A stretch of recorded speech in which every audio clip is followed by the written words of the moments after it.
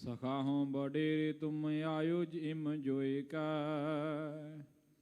जोर पाए मेरे पै अवास्ते निकास दीना। ਵਾਹਿਗੁਰੂ ਜੀ ਕਾ ਖਾਲਸਾ ਵਾਹਿਗੁਰੂ ਜੀ ਕੀ ਫਤਿਹ। ਜੁਗ ਜੁਗ ਅਟਲ ਚਵਰ ਛਤਰ ਤਖਤ ਜੀ ਦੇ ਮਾਲਕ ਦਸਾਂ ਹੀ ਪਾਤਸ਼ਾਹੀਆਂ ਕੀ ਆਤਮਕ ਜੋਤ ਧੰਨ ਧੰਨ ਸਾਹਿਬ ਸ੍ਰੀ ਗੁਰੂ ਗ੍ਰੰਥ ਸਾਹਿਬ ਮਹਾਰਾਜ ਸੱਚੇ ਪਾਤਸ਼ਾਹ ਜੀ ਦੀ ਪਾਵਨ ਪਵਿੱਤਰ ਹਜ਼ੂਰੀ ਅੰਦਰ ਗੁਰਦੁਆਰਾ ਮੰਜੀ ਸਾਹਿਬ ਦੀਵਾਨ ਹਾਲ ਸੱਚਖੰਡ ਸ੍ਰੀ ਹਰਿਮੰਦਰ ਸਾਹਿਬ ਸ੍ਰੀ ਅੰਮ੍ਰਿਤਸਰ ਸਾਹਿਬ ਜੀ ਵਿਖੇ ਦਿਨ ਦੇ ਚੌਥੇ ਪਹਿਰ ਦੇ ਸੁੰਦਰ ਦੀਵਾਨ ਸਜੇ ਹਨ। ਸਜੇ ਹੋਏ ਦੀਵਾਨਾਂ ਅੰਦਰ ਅਤੀ ਸਨਮਾਨਯੋਗ ਰਾਗੀ ਸਿੰਘਾਂ ਪਾਸੋਂ ਆਪ ਸੰਗਤਾਂ ਨੇ ਅੰਮ੍ਰਿਤਮਈ ਇਲਾਹੀ ਗੁਰਬਾਣੀ ਦਾ ਕੀਰਤਨ ਸਰਵਣ ਕੀਤਾ ਹੈ। ਆਓ ਗੁਰ ਸੰਗਤ ਜੀ, ਹੁਣ ਸਮਾਂ ਹੈ ਚੱਲ ਰਹੀ ਲੜੀਵਾਰ ਗੁਰ ਇਤਿਹਾਸ ਦੀ ਕਥਾ ਆਪਾਂ ਸਰਵਣ ਕਰਦੇ ਆ ਰਹੇ ਹਾਂ। ਕੱਲ੍ਹ ਦੇ ਦੀਵਾਨਾਂ ਵਿੱਚ ਆਪਾਂ ਸਰਵਣ ਕੀਤਾ ਸੀ ਜਗਤ ਗੁਰੂ ਧੰਨ ਗੁਰੂ ਸ੍ਰੀ ਗੁਰੂ ਅਰਜਨ ਦੇਵ ਸਾਹਿਬ ਸੱਚੇ ਪਾਤਸ਼ਾਹ ਮਹਾਰਾਜ ਸ੍ਰੀ ਅੰਮ੍ਰਿਤਸਰ ਸਾਹਿਬ ਦੀ ਪਾਵਨ ਧਰਤੀ ਤੇ ਬਿਰਾਜਮਾਨ ਹਨ। ਬੇਅੰਤ ਸੰਗਤਾਂ ਸਤਿਗੁਰੂ ਜੀ ਦੇ ਦੀਦਾਰ ਵਾਸਤੇ ਆਉਂਦੀਆਂ ਨੇ। ਸਤਿਗੁਰੂ ਜੀ ਦੇ ਸਪੁੱਤਰ ਸ੍ਰੀ ਹਰਗੋਬਿੰਦ ਸਾਹਿਬ ਆਈਆਂ ਸੰਗਤਾਂ ਬਾਲ ਸਤਿਗੁਰਾਂ ਦੇ ਦਰਸ਼ਨ ਕਰਕੇ ਪ੍ਰਸੰਨ ਹੁੰਦੀਆਂ ਨੇ। ਸਤਿਗੁਰੂ ਜੀ ਦਾ ਵੱਡਾ ਭਰਾ ਬਾਬਾ ਪ੍ਰਿਥੀ ਚੰਦ ਜਿਹਨੇ ਪਹਿਲਾਂ ਕਈ ਯਤਨ ਕੀਤੇ ਸਾਹਿਬਜ਼ਾਦੇ ਸ੍ਰੀ ਹਰਗੋਬਿੰਦ ਸਾਹਿਬ ਜੀ ਨੂੰ ਖਤਮ ਕਰਕੇ ਤੇ ਗੱਦੀ ਮੈਂ ਲੈ ਲਵਾਂਗਾ, ਆਉਣ ਵਾਲੇ ਸਮੇਂ ਵਿੱਚ ਮੇਰਾ ਪੁੱਤਰ ਗੱਦੀ ਤੇ ਬੈਠੇਗਾ, ਪਰ ਸਾਰੇ ਯਤਨ ਬਿਰਥੇ ਗਏ। ਜਦੋਂ ਇਸ ਦਾ ਕਪਟ ਸਾਰਿਆਂ ਦੇ ਸਾਹਮਣੇ ਆਇਆ ਤੇ ਫਿਰ ਨਗਰ ਵਿੱਚ ਨਹੀਂ ਰਹਿ ਸਕੇ, ਦਿੱਲੀ ਜਾਣ ਦੀ ਤਿਆਰੀ ਕਰ ਲਈ। ਰਾਤ ਬਤੀਤ ਕੀਤੀ ਹੈ, ਪੈ ਰਾਤ ਰਹਿੰਦਿਆਂ ਹੀ ਉੱਠੇ ਨੇ, ਗੱਡਿਆਂ ਤੇ ਸਮਾਨ ਲੱਦ ਕੇ ਤੇ ਚਾਲੇ ਪਾ ਦਿੱਤੇ ਨੇ। 2 ਦਿਨ ਚੱਲੇ ਸੀ, ਰਸਤੇ ਵਿੱਚ ਕਿਸੇ ਨੇ ਖਬਰ ਦਿੱਤੀ ਹੈ ਕਿ ਤੁਹਾਡਾ ਮਿੱਤਰ ਸੁਲੀ ਖਾਂ ਜਿਹਨੂੰ ਤੁਸੀਂ ਮਿਲਣ ਵਾਸਤੇ ਚੱਲੇ ਹੋ, ਉਹ ਹੇਹਰੀ ਨਗਰ ਵਿੱਚ ਆ ਕੇ ਉਹਨੇ ਉਤਾਰਾ ਕੀਤਾ ਹੈ। ਇਹ ਹੇਹਰ ਨਗਰ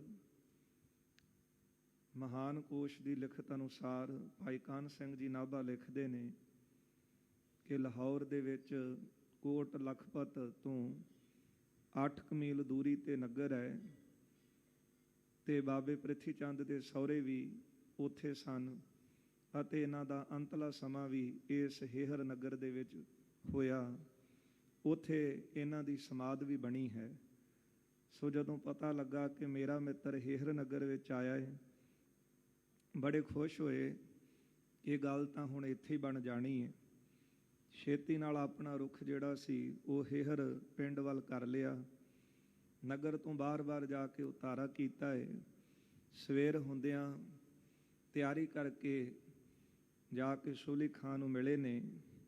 ਪਹਿਲਾਂ ਤੇ ਜਾ ਕੇ ਸੁਲੀ ਖਾਂ ਦੀ ਬੜੀ ਸਿਫਤ ਕੀਤੀ ਹੈ ਕਿ ਗੁਰੂ ਤੇਰੀ ਪੱਤ ਰੱਖੇ ਤੇ ਤੇਰੇ ਸਾਰੇ ਕਾਰਜ ਰਾਸ ਹੋਣ, ਤੇਰਾ ਬਹੁਤਾ ਪ੍ਰਤਾਪ ਵਧੇ, ਤੇਰੇ ਸਾਰੇ ਜਿਹੜੇ ਵੈਰੀ ਨੇ ਉਹ ਖਤਮ ਹੋ ਜਾਣ। ਇਹ ਗੱਲਬਾਤ ਸੁਲੀ ਖਾਂ ਨੇ ਪ੍ਰਿਥੀ ਦੇ ਮੂੰਹੋਂ ਸੁਣੀ ਤੇ ਸੁਣ ਕੇ ਪ੍ਰਿਥੀ ਚੰਦ ਦੀ ਇਹ ਗੱਲ ਸੁਲੀ ਖਾਂ ਕਹਿਣ ਲੱਗਾ, ਆ ਮੇਰੇ ਮਿੱਤਰ, ਏਡਾ ਕਿਹੜਾ ਤੇਰਾ ਕੰਮ ਉਲਝ ਗਿਆ ਸੀ, ਤੂੰ ਆਪ ਚੱਲ ਕੇ ਆਇਓ, ਆਪਣਾ ਕੋਈ ਮਨੁੱਖ ਕਲਾ ਦਿੰਦਾ। ਮੈਂ ਤੇਰਾ ਸਖਾ ਮਿੱਤਰ ਹਾਂ, ਤੈਨੂੰ ਦਿਲੋਂ ਪ੍ਰੇਮ ਕਰਨ ਵਾਲਾ, ਤੇ ਝਟ ਆ ਕੇ ਤੇਰਾ ਕੰਮ ਸਵਾਰ ਦੇਣਾ ਸੀ। ਅੱਗੋਂ ਸੁਣ ਕੇ ਬਾਬੇ ਪ੍ਰਿਥੀ ਚੰਦ ਨੇ ਕਿਹਾ, ਕਹਿਣ ਲੱਗਾ ਮੇਰੀ ਗੱਲ ਸੁਣੋ, ਪਹਿਲਾਂ ਜਦੋਂ ਤੁਸੀਂ ਆਏ ਸੀ ਉਦੋਂ ਤਾਂ ਮੇਰਾ ਭਰਾ ਨਗਰ ਛੱਡ ਕੇ ਇੱਕ ਪਿੰਡ ਵਿੱਚ ਜਾ ਵਸਿਆ ਸੀ, ਵਡਾਲੀ ਨਗਰ ਵਿੱਚ। 3 ਸਾਲ ਉੱਥੇ ਰਹੇ ਨੇ, ਬਾਅਦ ਵਿੱਚ ਫਿਰ ਆ ਗਏ। 2 ਸਾਲ ਸੁੱਖ ਦੇ ਨਾਲ ਬਤੀਤ ਕੀਤੇ ਤੇ ਹੁਣ ਮੇਰੇ ਨਾਲ ਝਗੜਾ ਕੀਤਾ ਹੈ ਤੇ ਮੈਨੂੰ ਪਿੰਡ ਵਿੱਚੋਂ, ਅੰਮ੍ਰਿਤਸਰ ਸ਼ਹਿਰ ਵਿੱਚੋਂ ਬਾਹਰ ਕਢਾ ਦਿੱਤਾ ਹੈ।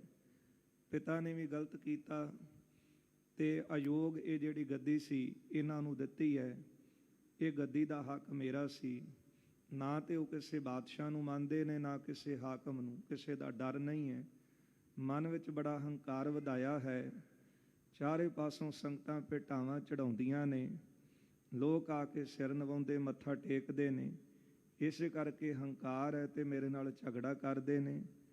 ਤੇ ਜਿਹੜੀ ਪੁਰੀ ਅੰਮ੍ਰਿਤਸਰ, ਉੱਥੋਂ ਮੈਨੂੰ ਬਾਹਰ ਕਢਾ ਦਿੱਤਾ।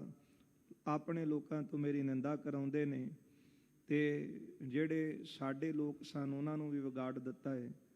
ਪੂਜਾ ਕਰਾਉਂਦੇ ਨੇ ਆਪਣੀ, ਆਪਣੇ ਸਮਾਨ ਹੋਰ ਦੂਜਾ ਕਿਸੇ ਨੂੰ ਨਹੀਂ ਮੰਨਦੇ, ਕਿਉਂ ਆਪਣੀ ਵਡਿਆਈ ਕਰਾ ਰਹੇ ਨੇ। ਇਹ ਗੱਲਬਾਤ ਆ ਕੇ ਪ੍ਰਿਥੀ ਚੰਦ ਜੀ ਨੇ ਸੂਲੀ ਖਾਂ ਨੂੰ ਦੱਸੀ ਹੈ। ਜਿਸ ਤਰ੍ਹਾਂ ਸੂਲੀ ਖਾਂ, ਕਿਉਂਕਿ ਹਕੂਮਤ ਪਹਿਲਾਂ ਤੋਂ ਹੀ ਚਾਹੁੰਦੀ ਸੀ, ਜਿਹੜੀ ਤੁਝ ਕੇ ਜਹਾਂਗੀਰੀ ਵਿੱਚ ਜਹਾਂਗੀਰ ਦੀ ਲਿਖਤ ਹੈ ਕਿ ਮੈਂ ਬਹੁਤ ਸਮੇਂ ਤੋਂ ਦਾ ਲਾ ਰਿਹਾ ਸੀ ਕਿ ਗੁਰੂ ਨਾਨਕ ਸਾਹਿਬ ਦੇ ਘਰ ਦੀ ਗੱਦੀ ਨੂੰ ਕਿਸ ਤਰ੍ਹਾਂ ਖਤਮ ਕਰ ਸਕਾਂ। ਤੇ ਜਹਾਂਗੀਰ ਵੱਲੋਂ ਭੇਜਿਆ ਹੋਇਆ ਸੂਲੀ ਖਾਂ ਇੱਥੇ ਪਹੁੰਚਦਾ ਹੈ। ਹੁਣ ਪ੍ਰਿਥੀ ਚੰਦ ਦੀ ਗੱਲ ਸੁਣ ਕੇ ਜਿਸ ਤਰ੍ਹਾਂ ਇਹਨਾਂ ਦੀ ਆਪਸ ਵਿੱਚ ਸਲਾਹ ਹੋਵੇਗੀ ਕਿ ਆਪਾਂ ਇਸੇ ਨਗਰ ਵਰਗਾ, ਅੰਮ੍ਰਿਤਸਰ ਨਗਰ ਵਰਗਾ ਹਰਿਮੰਦਰ ਸਾਹਿਬ ਇੱਥੇ ਬਣਾ ਲੈਂਦੇ ਹਾਂ, ਇੱਥੇ ਸਰੋਵਰ ਬਣਾ ਲੈਂਦੇ ਹਾਂ। ਵੇਖੀ ਫਿਰ ਕਿੰਨੀਆਂ ਸੰਗਤਾਂ ਇੱਥੇ ਆਉਣਗੀਆਂ, ਉਹਨਾਂ ਦੀ ਮਹਿਮਾ ਘਟ ਜਾਵੇਗੀ। ਪਰ ਜਿੱਥੇ ਸੱਚ ਹੈ ਉਹ ਸਦੀਵ ਕਾਲ ਰਹਿੰਦਾ ਹੈ। ਝੂਠ ਦਿਸਦਾ ਭਾਵੇਂ ਸੋਹਣਾ ਹੈ, ਪਰ ਉਹਦੀ ਮਿਆਦ ਬਹੁਤੀ ਨਹੀਂ ਹੁੰਦੀ। ਆਓ ਜਿਸ ਤਰ੍ਹਾਂ ਕਿ ਲੜੀਵਾਰ ਕਥਾ ਆ ਰਹੀ ਹੈ, ਮਨ ਬਿਰਤੀਆਂ ਗੁਰੂ ਚਰਨਾਂ ਵਿੱਚ ਇਕਾਗਰ ਕਰੀਏ। ਸਤਿਗੁਰੂ ਸਾਹਿਬ ਜੀ ਦੀ ਅੰਮ੍ਰਿਤਮਈ ਜੀਵਨ ਕੌਤਕਾਂ ਦੀ ਕਥਾ ਹੈ। ਇਸ ਪਾਵਨ ਅੰਮ੍ਰਿਤ ਨੂੰ ਕੰਨਾਂ ਨੂੰ ਡੂਨੇ ਬਣਾ ਕੇ ਪੀਣ ਦਾ ਯਤਨ ਕਰੀਏ। ਆਪ ਸਮੁੱਚੀ ਹੀ ਸੰਗਤ ਦਿਓ ਅਸੀਸ, ਰਸਨਾ ਕਰੋ ਪਵਿੱਤਰ, ਪਿਆਰ ਸਤਿਕਾਰ ਸਹਿਤ ਲਵਾਓ ਹਾਜ਼ਰੀਆਂ। ਉਚਾਰਨ ਕਰੋ ਜੀ ਸਤਨਾਮ ਸ਼੍ਰੀ ਵਾਹਿਗੁਰੂ ਸਾਹਿਬ ਜੀ, ਸਤਨਾਮ ਸ਼੍ਰੀ ਵਾਹਿਗੁਰੂ ਸਾਹਿਬ ਜੀ।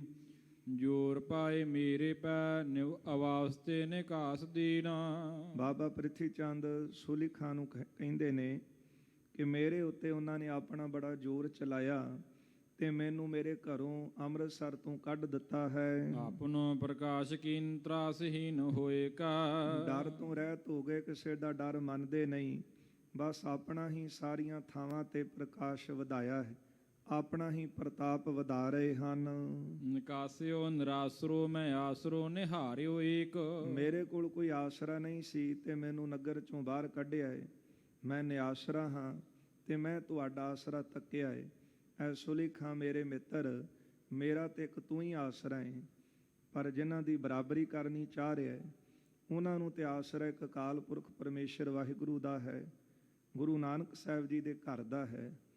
ਤੇ ਜੇ ਇਸ ਘਰ ਦੇ ਅੱਗੇ ਸਾਰੇ ਹੀ ਆ ਕੇ ਨਿਉਂਦੇ ਨੇ। ਇਹ ਪਾਤਸ਼ਾਹੀਆਂ ਤੇ ਕੁਝ ਵਕਤੀ ਹਨ, ਸਮਾਂ ਦੇਖ ਲਈਏ ਆਪਣੀ ਚਾਲ ਚੱਲਦਾ ਹੈ। ਇਤਿਹਾਸ ਗਵਾਹ ਹੈ ਕਿ ਵੱਡੇ ਵੱਡੇ ਰਾਜੇ ਸੰਸਾਰ ਵਿੱਚ ਆਏ, ਜਿਨ੍ਹਾਂ ਨੂੰ ਹਕੂਮਤ ਦਾ ਨਸ਼ਾ ਸੀ ਸਿਰ ਤੇ, ਉਹ ਆਪਣੀਆਂ ਚੰਮਦੀਆਂ ਚਲਾ ਕੇ ਸੰਸਾਰ ਤੋਂ ਤੁਰਦੇ ਬਣੇ। ਜਿਹਦਾ ਜ਼ਿਕਰ ਧੰਨ ਗੁਰੂ ਕਲਗੀਧਰ ਸਾਹਿਬ ਸੱਚੇ ਪਾਤਸ਼ਾਹ ਜੀ, ਸਾਹਿਬ ਕਮਾਲ ਦਸ਼ਮੇਸ਼ ਪਿਤਾ ਚੋਜੀ ਪ੍ਰੀਤਮ ਧੰਨ ਗੁਰੂ ਗੋਬਿੰਦ ਸਿੰਘ ਮਹਾਰਾਜ ਜੀ ਨੇ ਸਵਈਆਂ ਵਿੱਚ ਕੀਤਾ ਹੈ। ਏਤੇ ਭਏ ਤੋ ਕਹਾਂ ਭਏ ਭੂਪਤ, ਅੰਤ ਕੋ ਨਾਂਗੇ ਹੀ ਪਾਏ ਪੰਧਾਰੇ। ਇੰਨੇ ਰਾਜੇ ਹੋਏ, ਫਿਰ ਕੀ ਹੋਇਆ? ਜਿਨ੍ਹਾਂ ਦਾ ਜ਼ਿਕਰ ਸਤਿਗੁਰੂ ਜੀ ਨੇ ਉਪਰੋਕਤ ਪਿੱਛੇ ਕੀਤਾ ਹੈ ਸਵਈਆਂ ਦੇ ਵਿੱਚ, ਕਿ ਵੱਡੇ ਵੱਡੇ ਰਾਜੇ ਜਿਨ੍ਹਾਂ ਦੇ ਅੱਗੇ ਕਈ ਛਤਰ ਝੁੱਲਦੇ ਸਨ। 12 ਜੋਜਰ ਛਤਰ ਚਲੈ ਥਾ ਦੇਹੀ ਗਿਰਜ ਨਾ ਖਾਈ। ਸੋ ਐਸੇ ਰਾਜੇ ਵੀ ਹੋਏ ਜਿਨ੍ਹਾਂ ਦੇ ਸਿਰ ਤੋਂ ਛਤਰ ਨਹੀਂ ਸੀ ਹਟਦਾ, ਪਰ ਉਹਨਾਂ ਰਾਜਿਆਂ ਦੀ ਦੇਹੀ ਫਿਰ ਗਿਲਜਾਂ ਨੇ ਵੀ ਨਾ ਖਾਧੀ। ਇੰਨੀ ਉਹਨਾਂ ਦੀ ਬੁਰੀ ਹਾਲਤ ਹੋਈ ਹੈ। ਇਸ ਲਈ ਪਰ ਜਿਹੜੇ ਲੋਕ ਸੰਸਾਰਿਕ ਬਿਰਤੀ ਰੱਖਦੇ ਨੇ, ਉਹਨਾਂ ਨੂੰ ਮਾਣ, ਉਹਨਾਂ ਨੂੰ ਭਰੋਸਾ ਮਨੁੱਖਾਂ ਦਾ ਹੁੰਦਾ ਏ। ਜਿਸ ਤਰ੍ਹਾਂ ਪ੍ਰਿਥੀ ਚੰਦ ਨੇ ਸੂਲੀ ਖਾਂ ਦਾ ਆ ਕੇ ਤੱਕਿਆ, ਕਹਿਣ ਲੱਗਾ ਕਿ ਮੈਨੂੰ ਤਾਂ ਆਸਰਾ ਹੀ ਕੋਈ ਨਹੀਂ ਸੀ, ਹੁਣ ਮੈਨੂੰ ਨਗਰ ਅੰਮ੍ਰਿਤਸਰ ਤੋਂ ਬਾਹਰ ਕੱਢਿਆ ਤੇ ਮੈਂ ਤੇਰਾ ਆਸਰਾ ਤੱਕ ਕੇ ਤੇਰੇ ਕੋਲ ਆਇਆ ਹਾਂ। ਸਖਾ ਹੋਂ ਬਡੇਰੇ ਤੁਮੇ ਆਇਓ ਇਮ ਜੋਏ ਕਾ। ਮੇਰਾ ਤੂੰ ਵੱਡਾ ਸਖਾ ਏ ਤੇ ਮੈਂ ਤੈਨੂੰ ਵੇਖ ਕੇ ਤੇਰੇ ਵੱਲ ਆਇਆ ਹਾਂ। ਤੇਰੇ ਬਿਨ ਕੋ ਨਾ ਸਹਾਇਕ ਹਮਾਰੋ ਜਗ। ਤੇਰੇ ਤੋਂ ਬਿਨਾਂ ਜਗਤ ਵਿੱਚ ਸੰਸਾਰ ਵਿੱਚ ਮੇਰਾ ਕੋਈ ਸਹਾਇਕ ਨਹੀਂ ਹੈ, ਮੇਰੀ ਰੱਖਿਆ ਕਰਨ ਵਾਲਾ ਨਹੀਂ ਹੈ। ਤੋਹੀ ਕੋ ਅਸੀਸ ਦੇਤ ਨੀਤ ਅਵਲੋਏ ਕਾ। ਤੈਨੂੰ ਦੇਖ ਕਰਕੇ ਮੈਂ ਨਿਤਾ ਪ੍ਰਤੀ ਤੈਨੂੰ ਅਸੀਸਾਂ ਦੇਣਾ ਹਾਂ। ਗਾਦੀ ਪੇ ਹੈ ਪਿਤਾ ਕੀ ਪਦ ਊਜ ਗੁਰਤਾ ਕੀ ਸ਼ੁਭ। ਹਾਂ ਮੇਰੇ ਭਰਾ ਨੇ ਜਿਹੜੀ ਸ਼ੁਭ ਗੱਦੀ ਸੀ ਨਾ, ਉੱਚੀ ਪਦਵੀ ਪਿਤਾ ਦੀ, ਉਹ ਲਈ ਹੈ। ਮੋਹੀ ਕੋ ਦਵਾਏ ਦੇਹੋ ਦੋਏ ਨ ਤੇ ਖੋਏ ਕਾ। ਦੋਨਾਂ ਪਾਸੋਂ ਗੱਦੀ ਖੋ ਕੇ ਗੁਰੂ ਅਰਜਨ ਦੇਵ ਸਾਹਿਬ ਪਾਸੋਂ ਤੇ ਮਹਾਂਦੇਵ ਵੀ ਕਿਤੇ ਗੱਦੀ ਦਾ ਹੱਕਦਾਰ ਨਾ ਬਣ ਜਾਵੇ, ਇਹਨਾਂ ਦੋਨਾਂ ਪਾਸੋਂ ਗੱਦੀ ਖੋ ਕੇ ਤੇ ਮੈਨੂੰ ਦਵਾਓ, ਕਿਉਂਕਿ ਮੈਂ ਤਾਂ ਵੱਡਾ ਤੇ ਗੱਦੀ ਦਾ ਹੱਕ ਮੇਰਾ ਹੈ। ਸੁਲਹੀ ਪਠਾਨ ਕ੍ਰੋਧ ਧਾਰ ਕੈ ਮਹਾਨ ਭਣੈ। ਇਹ ਜਿਹੜਾ ਪਠਾਨ ਸੁਲੀ ਖਾਂ ਸੀ, ਇਹ ਸੁਣ ਕੇ ਤੇ ਬੜੇ ਗੁੱਸੇ ਵਿੱਚ ਆਇਆ ਤੇ ਇਹੋ ਹੀ ਕੰਮ ਕਰਾਉਣ ਵਾਸਤੇ ਸੀ। ਪਰ ਇਸ ਨੇ ਬਾਬੇ ਪ੍ਰਿਥੀ ਚੰਦ ਨੂੰ ਦੱਸਿਆ ਕਿ ਤੇਰੀ ਗੱਲ ਸੁਣ ਕੇ ਮੈਨੂੰ ਬੜਾ ਗੁੱਸਾ ਆਇਆ। ਜਿਸ ਤਰ੍ਹਾਂ ਕੋਈ ਕਿਸੇ ਦਾ ਮਿੱਤਰ ਹੋਵੇ ਤੇ ਕਿਸੇ ਬਾਰੇ ਕੋਈ ਗੱਲ ਸੁਣੇ ਆਪਣੇ ਮਿੱਤਰ ਦੇ ਵਿਰੋਧ ਦੇ ਵਿੱਚ, ਤੇ ਸੁਣ ਕੇ ਗੁੱਸੇ ਵਿੱਚ ਆ ਕੇ ਦੱਸਦਾ ਕਿ ਮੇਰਾ ਤੇਰੇ ਨਾਲੋਂ ਦਿਲੋਂ ਸਨੇਹ ਹੈ, ਤੇਰਾ ਨੁਕਸਾਨ ਮੇਰਾ ਆਪਣਾ ਨੁਕਸਾਨ ਹੈ, ਤੈਨੂੰ ਦੁੱਖ ਮਿਲਿਆ ਮੈਂ ਵੀ ਦੁਖੀ ਹਾਂ। ਇਹ ਗੱਲ ਸੁਣ ਕੇ ਸੁਲੀ ਖਾਂ ਨੇ ਦਿਖਾਇਆ ਕਿ ਮੈਨੂੰ ਗੱਲ ਸੁਣ ਕੇ ਬੜਾ ਗੁੱਸਾ ਆਇਆ ਹੈ। ਅਬ ਲਗ ਤੇਰੇ ਸੰਗ ਬਾਦ ਸੋ ਉਠਾਵਈ। ਹੁਣ ਤੱਕ ਤੇਰੇ ਨਾਲ ਉਹ ਝਗੜਾ ਕਰ ਰਹੇ ਹਨ। ਸਮਝਿਓ ਨਾ ਜੋਰ ਨਾ ਬਿਲੋ ਕਿਉ ਹਮੇ ਔਰ ਤੇਨਾ। ਮੇਰੇ ਜ਼ੋਰ ਅੱਗੇ ਮੇਰਾ ਜ਼ੋਰ ਉਹਨਾਂ ਨੂੰ ਸਮਝ ਵਿੱਚ ਨਹੀਂ ਆਇਆ ਤੇ ਨਾ ਹੀ ਉਹਨਾਂ ਨੇ ਮੇਰੀ ਤਰਫ ਹਲੇ ਦੇਖਿਆ ਹੈ। ਮਾਲਕ ਮੁਲਕ ਕੋ ਨਾ ਜਾਣ ਤਰਾਸ ਪਾਵਹੀ। ਅਸੀਂ ਮੁਲਕ ਦੇ ਮਾਲਕ ਹਾਂ ਤੇ ਇਹਨੂੰ ਸਾਡੇ ਤੋਂ ਡਰ ਨਹੀਂ ਲੱਗਦਾ ਕਿ ਇੱਕ ਮੁਲਕ ਦਾ ਮਾਲਕ, ਪਰ ਇਸ ਮੁਲਕ ਦੇ ਵਿੱਚ ਕਈ ਰਾਜੇ ਹੋ ਕੇ ਚਲੇ ਗਏ ਜਿਨ੍ਹਾਂ ਦਾ ਅੱਜ ਨਾਮੋ ਨਿਸ਼ਾਨ ਹੀ ਨਹੀਂ ਹੈ। ਔਰੰਗਜ਼ੇਬ ਵੀ ਕਹਿੰਦਾ ਸੀ ਕਿ ਮੇਰੇ ਵਰਗਾ ਮੇਰੇ ਸਦਰਸ਼ ਹੋਰ ਕੋਈ ਹੈ ਹੀ ਨਹੀਂ ਦੂਜਾ, ਤਾਂ ਹੀ ਇਹਨਾਂ ਜ਼ੁਲਮ ਕੀਤਾ। ਜਿੰਨੇ ਵੀ ਵੱਡੇ ਵੱਡੇ ਸਥਾਨਾਂ ਦੇ ਮੰਦਰ ਸਨ ਉਹ ਢਹਿ ਢੇਰੀ ਕੀਤੇ ਗਏ ਔਰੰਗਜ਼ੇਬ ਵੱਲੋਂ। ਤੇ ਅੱਜ ਉਸ ਔਰੰਗਜ਼ੇਬ ਦੀ ਕਬਰ ਤੇ ਦੀਵਾ ਕੌਣ ਜਗਾ ਰਿਹਾ ਹੈ? ਕੋਈ ਜਗਾਉਣ ਵਾਲਾ ਨਹੀਂ ਦਿਸਦਾ। ਇਸ ਲਈ ਵੱਡੇ ਵੱਡੇ ਰਾਜੇ ਰਾਵਣ ਵਰਗੇ ਹੋਏ, ਜਿਨ੍ਹਾਂ ਦੇ ਬਾਰੇ ਆਪਾਂ ਪੜ੍ਹਦੇ ਹਾਂ 1 ਲੱਖ ਪੂਤ 1.25 ਲੱਖ ਨਾਤੀ, ਤੇ ਰਾਵਣ ਕਰ ਦੀਆ ਨਾ ਬਾਤੀ। ਪਰ ਇਸ ਗੱਲ ਦਾ ਮਾਣ ਸੁਲੀ ਖਾਂ ਨੂੰ ਹੈ ਤੇ ਕਹਿ ਕਿੰਨਾਂ ਨੂੰ ਰਿਹਾ ਹੈ, ਜਿਨ੍ਹਾਂ ਬਾਰੇ ਭੱਟ ਜੀ ਕਹਿ ਰਹੇ ਨੇ ਗੁਰ ਅਰਜਨ ਪ੍ਰਤੱਖ ਹਰ, ਤੇ ਪ੍ਰਤੱਖ ਹਰੀ ਅਕਾਲ ਪੁਰਖ ਵਾਹਿਗੁਰੂ ਦੇ ਅੱਗੇ ਕਿਸ ਦਾ ਜ਼ੋਰ ਚੱਲ ਸਕਦਾ ਏ। ਇਹ ਤਾਂ ਜਿੰਨੇ ਭੁੱਲ ਕੇ ਗਲਤੀਆਂ ਕੀਤੀਆਂ ਬਾਅਦ ਵਿੱਚ ਪਛਤਾਉਣਾ ਹੀ ਪਿਆ। ਕਹਿਣ ਲੱਗਾ ਜਾਣਦੇ ਨਹੀਂ ਅਸੀਂ ਇਸ ਮੁਲਕ ਦੇ ਬਾਦਸ਼ਾਹ ਹਾਂ, ਮੁਲਕ ਦੇ ਮਾਲਕ ਹਾਂ। ਤੇਰੇ ਹੇਤ ਗਇਓ ਤਬ ਸਖਾ ਹੈ ਲਗਤ ਨੀਕੀ। ਐ ਪ੍ਰਿਥੀ ਚੰਦ ਤੂੰ ਹੈ ਮੇਰਾ ਮਿੱਤਰ, ਤੈਨੂੰ ਆਪਣਾ ਜਾਣ ਕੇ ਤੇਰੇ ਹਿੱਤ ਵਾਸਤੇ ਮੈਂ ਪਹਿਲਾਂ ਅੰਮ੍ਰਿਤਸਰ ਆਇਆ ਸੀ। ਗਇਓ ਪੁਰਸ਼ੂਰ ਸੋ ਪ੍ਰਸੰਗ ਬਿਸਰਾਵਹੀ। ਉਦੋਂ ਇਹ ਨਗਰ ਅੰਮ੍ਰਿਤਸਰ ਛੱਡ ਕੇ ਚਲੇ ਗਏ ਸਨ ਤੇ ਤਾਂ ਗੱਲ ਮੈਂ ਭੁਲਾ ਹੀ ਦਿੱਤੀ ਸੀ। ਦੇਉ ਮੈਂ ਸਜਾਈ ਇਸ ਬਾਤ ਕੀ ਸਮਰੱਥ ਮੋਹੇ। ਹੁਣ ਮੈਂ ਇਹਨਾਂ ਨੂੰ ਇਸ ਗੱਲ ਦੀ ਸਜ਼ਾ ਦਵਾਂਗਾ ਜਿਹੜਾ ਉਹਨਾਂ ਨੇ ਤੇਰੇ ਨਾਲ ਧੱਕਾ ਕੀਤਾ ਹੈ ਨਾ, ਇਹਨਾਂ ਨੂੰ ਇਸ ਬਾਰੇ ਖਬਰ ਨਹੀਂ ਕਿ ਤੂੰ ਮੇਰਾ ਮਿੱਤਰ ਹੈ ਤੇ ਅਸੀਂ ਮੁਲਕ ਦੇ ਬਾਦਸ਼ਾਹ ਹਾਂ, ਤੇ ਬਾਦਸ਼ਾਹ ਜਿਹੜਾ ਮੁਲਕ ਦਾ ਹੋਵੇ ਉਹਦੇ ਨਾਲ ਮੱਥਾ ਲਾਉਣਾ ਕੋਈ ਚੰਗੀ ਗੱਲ ਨਹੀਂ, ਭਲਾਈ ਵਾਲੀ ਗੱਲ ਨਹੀਂ। ਇਸ ਲਈ ਹੁਣ ਮੈਂ ਇਹਨਾਂ ਨੂੰ ਸਜ਼ਾ ਦਵਾਂਗਾ, ਕਿਉਂਕਿ ਮੈਂ ਹਰ ਕੰਮ ਕਰਨ ਵਿੱਚ ਸਮਰੱਥ ਹਾਂ। ਸਮਰੱਥ ਤਾਂ ਇੱਕ ਅਕਾਲ ਪੁਰਖ ਵਾਹਿਗੁਰੂ ਹੈ, ਸਮਰੱਥ ਤਾਂ ਉਹਦੇ ਪਿਆਰੇ ਹਨ। ਪਰ ਬੰਦੇ ਨੂੰ ਭਰਮ ਪੈਦਾ ਹੋ ਜਾਂਦਾ ਹੈ ਕਿ ਮੇਰੇ ਕੋਲ ਬੜੀ ਤਾਕਤ ਹੈ, ਮੈਂ ਬਾਦਸ਼ਾਹ, ਮੈਂ ਰਾਜਾ, ਮੈਂ ਹਾਕਮ, ਤੇ ਮੇਰੇ ਕੋਲ ਬੜੀ ਸਮਰੱਥਾ ਹੈ, ਮੈਂ ਜੋ ਚਾਹਾਂ ਕੁਝ ਕਰ ਸਕਦਾ। ਇਸ ਗੱਲ ਦਾ ਮਾਣ ਸੁਲੀ ਖਾਂ ਨੂੰ ਸੀ ਤੇ ਸੁਲੀ ਖਾਂ ਤੇ ਮਾਣ ਸੀ ਪ੍ਰਿਥੀ ਚੰਦ ਨੂੰ। ਸੁਲੀ ਖਾਂ ਸੁਣ ਕੇ ਕਹਿੰਦਾ ਹੈ ਕਿ ਮੈਂ ਇਹਨਾਂ ਨੂੰ ਜੋ ਚਾਹਾਂ ਸਜ਼ਾ ਦੇ ਸਕਦਾ, ਮੈਂ ਹਰ ਕੰਮ ਕਰਨ ਵਿੱਚ ਸਮਰੱਥ ਹਾਂ। ਤਉ ਪਾਤਸ਼ਾਹ ਪਾਸ ਜਾਏ ਕੈ ਸੁਨਾਵਹੀ। ਪਰ ਫਿਰ ਵੀ ਆਪਾਂ ਨੂੰ ਇਹ ਗੱਲ ਜਿਹੜੀ ਹੈ ਬਾਦਸ਼ਾਹ ਦੇ ਕੋਲ ਜਾ ਕੇ ਸੁਣਾਉਣੀ ਚਾਹੀਦੀ। ਹੋ ਸਕਦਾ ਹੈ ਕਿ ਬਾਦਸ਼ਾਹ ਵੱਲੋਂ ਹੀ ਗੱਲਾਂ ਚਲਾਈਆਂ ਗਈਆਂ ਹੋਣ ਜਹਾਂਗੀਰ ਵੱਲੋਂ, ਪਰ ਇੱਥੇ ਦਿਖਾਉਂਦਾ ਇਹ ਹੈ ਕਿ ਪ੍ਰਿਥੀ ਚੰਦ ਕਰ ਤਾਂ ਮੈਂ ਸਾਰਾ ਕੁਝ ਸਕਦਾ ਤੇਰੇ ਲਈ, ਪਰ ਫਿਰ ਵੀ ਆਪਾਂ ਬਾਦਸ਼ਾਹ ਦੇ ਕੋਲੇ ਖਬਰ ਲੈ ਕੇ ਜਾਵਾਂਗੇ, ਬਾਦਸ਼ਾਹ ਦੇ ਕੋਲੇ ਖਬਰ ਪਹੁੰਚਾਵਾਂਗੇ। ਫੇਰ ਗਹਿ ਲੈ ਹੈ ਨਾ ਸੰਦੇਹ ਉਪਜੈ ਹੈ। ਫਿਰ ਆਪਾਂ ਇਹਨਾਂ ਨੂੰ ਗ੍ਰਿਫਤਾਰ ਕਰ ਲਾਂਗੇ, ਫੜ ਲਵਾਂਗੇ ਤੇ ਮਨ ਵਿੱਚ ਕੋਈ ਸ਼ੰਕਾ ਨਹੀਂ ਰਹੇਗਾ। ਸਭ ਗੁਰਤਾ ਕੋ ਦਹਿ ਤੁਝ ਕੋਈ ਨਾ ਮਿਟਾਵਈ। ਸਾਰੀ ਗੁਰਤਾ ਫਿਰ ਤੇਰੇ ਹਿੱਸੇ ਆਵੇਗੀ ਤੈਨੂੰ ਕੋਈ ਫਿਰ ਦੂਜਾ ਹਟਾ ਨਹੀਂ ਸਕੇਗਾ। ਅਬ ਮੋਹਿ ਕਾਜ ਸੌਂਪ ਭੇਜਿਓ ਮਾਝੇ ਦੇਸ਼ ਪਾਰ। ਹੁਣ ਬਾਦਸ਼ਾਹ ਨੇ ਮੈਨੂੰ ਮਾਝੇ ਦੇ ਇਲਾਕੇ ਦੇ ਵਿੱਚ ਵੱਡਾ ਕੰਮ ਦੇ ਕੇ ਭੇਜਿਆ ਹੈ। ਦਰਬ ਸਰਬ ਕੋ ਮੰਗਾਵੋ ਏਕ ਥਾਂ ਵਹੀ। ਸਾਰੇ ਨਗਰਾਂ ਤੋਂ ਮੈਂ ਧਨ ਇਕੱਠਾ ਕਰਕੇ ਇਸ ਜਗ੍ਹਾ ਮੰਗਵਾਵਾਂਗਾ। ਕਰੋ ਉਗਰਾਹੀ ਬ੍ਰਿੰਦ ਪੈਸੇ ਪਾਤਸ਼ਾਹੀ ਲੇਵੋ। ਵੱਡੀ ਉਗਰਾਹੀ ਕਰਾਂਗਾ ਤੇ ਪਾਤਸ਼ਾਹੀ ਪੈਸੇ ਜਿਹੜੇ ਨੇ ਉਹ ਸਾਰਿਆਂ ਪਾਸੋਂ ਲਵਾਂਗਾ। ਰਹੋਂ ਚਿਰਕਾਲ ਮੈਂ ਵਿਸਾਲ ਧਨ ਪਾਵਈ। ਕੁਝ ਸਮਾਂ ਮੈਂ ਹੇਹਰ ਪਿੰਡ ਵਿੱਚ ਰਹਾਂਗਾ। ਇੱਥੇ ਰਹਿ ਕੇ ਜਿਹੜੀ ਅਗੁਰਾਈ ਕਰਨ ਆਇਆ ਹਾਂ ਉਹ ਸਾਰੀ ਅਗੁਰਾਈ ਦਾ ਧਨ ਇਕੱਠਾ ਕਰਾਂਗਾ ਇੱਥੇ।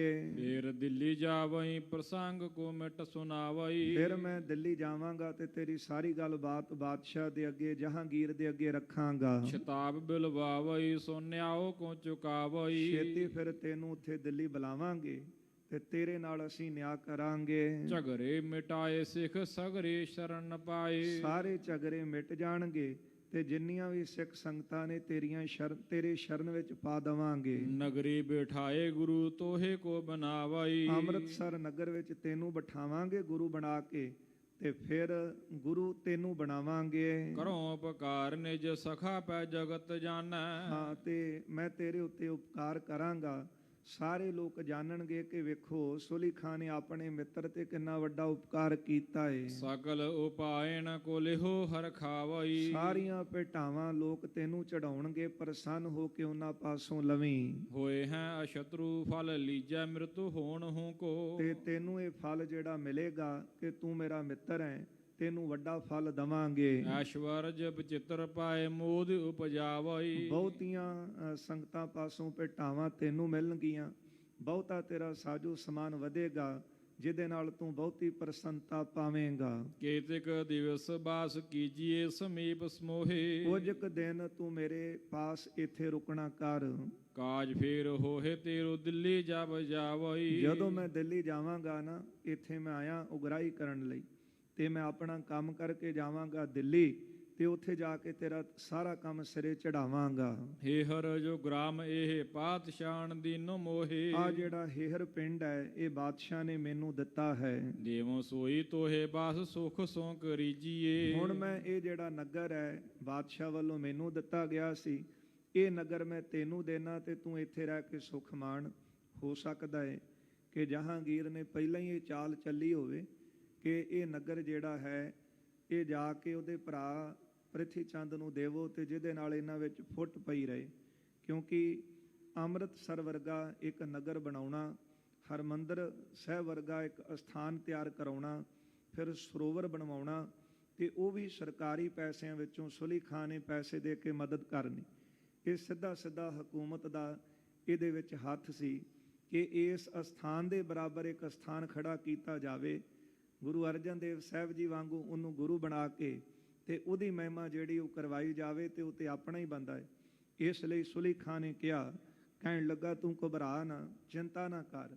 ਇਹ ਨਗਰ ਜਿਹੜਾ ਹੈ ਹੇਹਰ ਪਿੰਡ ਬਾਦਸ਼ਾਹ ਨੇ ਦਿੱਤਾ ਹੈ ਮੈਨੂੰ, ਤੇ ਇਹ ਨਗਰ ਜਿਹੜਾ ਹੈ ਮੈਂ ਤੈਨੂੰ ਦੇਣਾ ਹਾਂ। ਕਰੋ ਗੁਜਰਾਨ ਸਿੱਖ ਸੰਗਤਾ ਮਹਾਨ ਹੋਏ। ਬਹੁਤੀਆਂ ਸੰਗਤਾਂ ਤੇਰੇ ਕੋਲ ਆਉਣਗੀਆਂ, ਤੂੰ ਇੱਥੇ ਰਹਿ ਕੇ ਗੁਜ਼ਾਰਾ ਕਰ। ਦੂਜਾ ਨਾ ਸਮਾਨ ਪੂਜਾ ਨਿਜ ਕਰਵੀਜੀਏ। ਤੇਰੇ ਸਮਾਨ ਹੋਰ ਕੋਈ ਦੂਜਾ ਨਹੀਂ ਹੋਵੇਗਾ, ਤੂੰ ਇੱਥੇ ਬੈਠ ਕੇ ਆਪਣੀ ਪੂਜਾ ਕਰਾ। ਪ੍ਰਿਥਿਆ ਸੁਨਤ ਮਾਨੇ ਆਨੰਦ ਉਪਾਇਓ ਬਹੁ। ਇਹ ਗੱਲ ਜਦੋਂ ਬਾਬੇ ਪ੍ਰਿਥੀ ਚੰਦ ਨੇ ਸੁਣੀ ਹੈ ਨਾ, ਤੇ ਸੁਣ ਕੇ ਮਨ ਵਿੱਚ ਬੜਾ ਖੁਸ਼ ਹੋਇਆ, ਬੜਾ ਪ੍ਰਸੰਨ ਹੋਇਆ।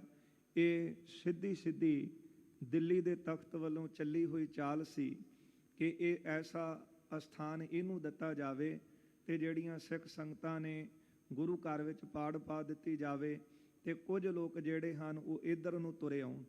ਬਾਅਦ ਵਿੱਚ ਵੀ ਬੜੀਆਂ ਚਾਲਾਂ ਚੱਲੀਆਂ। ਅੱਜ ਵੀ ਆਪਾਂ ਦੇਖਦੇ ਹਾਂ ਪੰਜਾਬ ਵਿੱਚ ਅਨੇਕਾਂ ਹੀ ਡੇਰੇ ਦੇਖਣ ਨੂੰ ਮਿਲਦੇ ਨੇ ਉਹਨਾਂ ਦੇ ਧਾਰੀਆਂ ਦੇ, ਜਿਨ੍ਹਾਂ ਦੀ ਸਿੱਧੀ ਜਿਹੜੀ ਉਹ ਮਦਦ ਹਕੂਮਤ ਵੱਲੋਂ ਕੀਤੀ ਜਾਂਦੀ ਹੈ ਕਿ ਤੁਸੀਂ ਕਿਸੇ ਨਾ ਕਿਸੇ ਤਰੀਕੇ ਸਿੱਖੀ ਦੇ ਵਿੱਚ ਪਾੜ ਪਾ ਕੇ ਰੱਖਣਾ ਹੈ। ਇਹ ਜਿਹੜਾ ਸਥਾਨ, ਇਹ ਧਰਤੀ ਗੁਰੂ ਸਾਹਿਬਾਨਾਂ ਦੀ ਵਰਸਾਈ ਹੋਈ, ਜਿਸ ਧਰਤੀ ਉੱਤੇ ਗੁਰੂ ਸਾਹਿਬਾਨਾਂ ਨੇ ਬੇਅੰਤੀ ਬਖਸ਼ਿਸ਼ਾਂ ਕੀਤੀਆਂ, ਦੇਸ਼ਾਂ ਵਿਦੇਸ਼ਾਂ ਤੋਂ ਸੰਗਤਾਂ ਚੱਲ ਕੇ ਆਉਂਦੀਆਂ ਨੇ। ਉਦੋਂ ਵੀ ਇਹ ਚਾਲਾਂ ਚੱਲੀਆਂ ਗਈਆਂ ਤੇ ਪ੍ਰਿਥੀ ਚੰਦ ਨੂੰ ਕਿਹਾ ਗਿਆ ਕਿ ਤੂੰ ਹੇਹਰ ਪਿੰਡ ਬੈਠ, ਇਹ ਨਗਰ ਹੈ ਤੇਰਾ, ਇੱਥੇ ਆਪਣਾ ਸਥਾਨ ਬਣਾ। ਹਜ਼ਾਰਾਂ ਹੀ ਸੰਗਤਾਂ ਆਉਣਗੀਆਂ, ਤੇਰੇ ਆ ਕੇ ਚਰਨੀ ਪੈਣਗੀਆਂ, ਇਹ ਗੱਲ ਸੁਣ ਕੇ ਪ੍ਰਿਥੀ ਚੰਦ ਬੜੇ ਪ੍ਰਸੰਨ ਹੋਏ ਨੇ। ਸੁਲਹੀ ਸੋ ਭਾਖਿਓ ਮੇਰੇ ਬਾਗ ਕੋ ਸੁਨੀਜੀਏ। ਸੋਲੀ ਖਾਂ ਕਹਿਣ ਲੱਗਾ ਕਿ ਮੇਰੀ ਇਹ ਗੱਲ ਸੁਣ, ਸਖੀ ਨਿਤ ਥੀਜੀਏ ਪ੍ਰਤਾਪ ਮੈਂ ਬਧੀਜੀਏ। ਹਾਂ ਤੇ ਤੂੰ ਮੈਨੂੰ ਸਖਾ ਜਾਣ ਤੇ ਤੇਰਾ ਪ੍ਰਤਾਪ ਬਹੁਤਾ ਵਧੇਗਾ। ਮਨੋਰਥ ਪੂਰੀ ਜੀਏ ਸਮੇਤ ਜਸ ਜੀਜੀਏ। ਹਾਂ ਤੇ ਮੇਰਾ ਇਹ ਮਨੋਰਥ, ਬਾਬਾ ਪ੍ਰਿਥੀ ਚੰਦ ਕਹਿੰਦਾ ਮੇਰਾ ਮਨੋਰਥ ਪੂਰਾ ਕੀਤਾ ਹੈ, ਤੇਰਾ ਬਹੁਤਾ ਜਸ ਵਧੇ, ਤੇਰਾ ਬਹੁਤਾ ਪ੍ਰਤਾਪ ਵਧੇ। ਗੁਰੂ ਅੰਗ ਸੰਗ ਹੋਏ ਸੰਕਟ ਨਿਵਾਰੈ ਸੋਏ। ਸੋਲੀ ਖਾਂ ਤੂੰ ਮੇਰਾ ਮਿੱਤਰ ਹੈ ਨਾ, ਤੇ ਤੂੰ ਮਿੱਤਰਾਂ ਵਾਲੀ ਕੀਤੀ ਹੈ। ਗੁਰੂ ਤੇਰਾ ਸਦਾ ਅੰਗ ਸੰਗ ਰਹੇ, ਸਦਾ ਹੀ ਤੇਰੇ ਸੰਕਟ ਦੂਰ ਕਰੇ। ਬੜੋ ਉਪਕਾਰ ਜੋਏ ਮੇਰੇ ਪਰ ਠਾਨਿਓ। ਬੜਾ ਵੱਡਾ ਉਪਕਾਰ ਤੂੰ ਮੇਰੇ ਉੱਤੇ ਕੀਤਾ ਹੈ। ਦੀਨੋ ਸ਼ੁਭ ਗ੍ਰਾਮ ਕਰੋ ਬਾਸਵੇ ਕੋ ਧਾਮ ਇਹਾਂ। ਇਹ ਸੋਹਣਾ ਨਗਰ ਤੂੰ ਮੈਨੂੰ ਇੱਥੇ ਦਿੱਤਾ ਹੈ, ਹੁਣ ਮੈਂ ਰਹਿਣ ਵਾਸਤੇ ਇੱਥੇ ਆਪਣੇ ਘਰ ਬਣਾਵਾਂਗਾ। ਆਠੋ ਜਾਮ ਤੇਰੀ ਸ਼੍ਰੇਹ ਮੁਖ ਤੇ ਬਖਾਨਿਓ। ਅੱਠੇ ਪਹਿਰ ਮੈਂ ਇੱਥੇ ਤੇਰੀ ਕਲਿਆਣ ਵਾਸਤੇ ਦੁਆ ਕਰਾਂਗਾ। ਇਹ ਪ੍ਰਿਥੀ ਚੰਦ ਨੇ ਬੋਲ ਕਹੇ ਨੇ ਕਿ ਸੋਲੀ ਖਾਂ ਤੂੰ ਹੈ ਮੇਰਾ ਮਿੱਤਰ, ਤੂੰ ਕੀਤੀ ਆ ਸਖੇ ਮਿੱਤਰਾਂ ਵਾਲੀ, ਤੇ ਗੁਰੂ ਤੇਰਾ ਸਦਾ ਅੰਗ ਸੰਗ ਰਹੇ, ਤੇਰੇ ਸਾਰੇ ਕਾਰਜ ਸਵਾਰੇ। ਹੁਣ ਮੈਂ ਇੱਥੇ ਆਪਣੇ ਰਹਿਣ ਵਾਸਤੇ ਘਰ ਬਣਾਵਾਂਗਾ, ਅੱਠੇ ਪੈਰ ਤੇਰੀ ਕਲਿਆਣ ਦੀ ਜਾਚਨਾ ਕਰਾਂਗਾ। ਏਕ ਕਾਮ ਔਰ ਸੁਣ ਤਾਲ ਬਨਵਾਇਓ ਤਿਨ। ਐ ਮੇਰੇ ਮਿੱਤਰ ਸੋਲੀ ਖਾਂ ਇੱਕ ਮੇਰੀ ਹੋਰ ਗੱਲ ਸੁਣ, ਇਸ ਜਗ੍ਹਾ ਮੈਨੂੰ ਇੱਕ ਸਰੋਵਰ ਜਿਹੜਾ ਹੈ ਉਹ ਬਣਵਾ ਕੇ ਦੇ। ਆਏ ਸਿੱਖ ਸੰਗਤਾ ਮਹਾਨ ਹੀ ਸਨਾਨਿਓ। ਤੇ ਬੇਅੰਤੀ ਸੰਗਤਾਂ ਇੱਥੇ ਆਉਣਗੀਆਂ, ਆ ਕੇ ਇਸ਼ਨਾਨ ਕਰਨਗੀਆਂ। ਤੈਸੇ ਮੇਰੇ ਮਨ ਹੈ ਤੜਾਗ ਕੋ ਬਣਾਏ ਦਿਓ। ਮੇਰੇ ਮਨ ਵਿੱਚ ਇਹ ਖਿਆਲ ਹੈ ਕਿ ਐਸਾ ਇੱਕ ਸੋਹਣਾ ਸਰੋਵਰ ਮੈਨੂੰ ਇੱਥੇ ਬਣਵਾ ਦਵੋ। ਭਲੀ ਇਹ ਬਾਤ ਹੈ ਮਨੋਰਥ ਉਠਾਨਿਓ। ਇਹ ਮੇਰੇ ਮਨ ਵਿੱਚ ਮਨੋਰਥ ਉੱਠਿਆ ਏ, ਇਹ ਗੱਲ ਬੜੀ ਭਲੀ ਹੈ, ਚੰਗੀ ਹੈ, ਤੇ ਤੂੰ ਮੇਰੇ ਮਿੱਤਰਾ ਮੇਰੇ ਤੇ ਕੋਈ ਉਪਕਾਰ ਹੋਰ ਕਰ ਦੇ।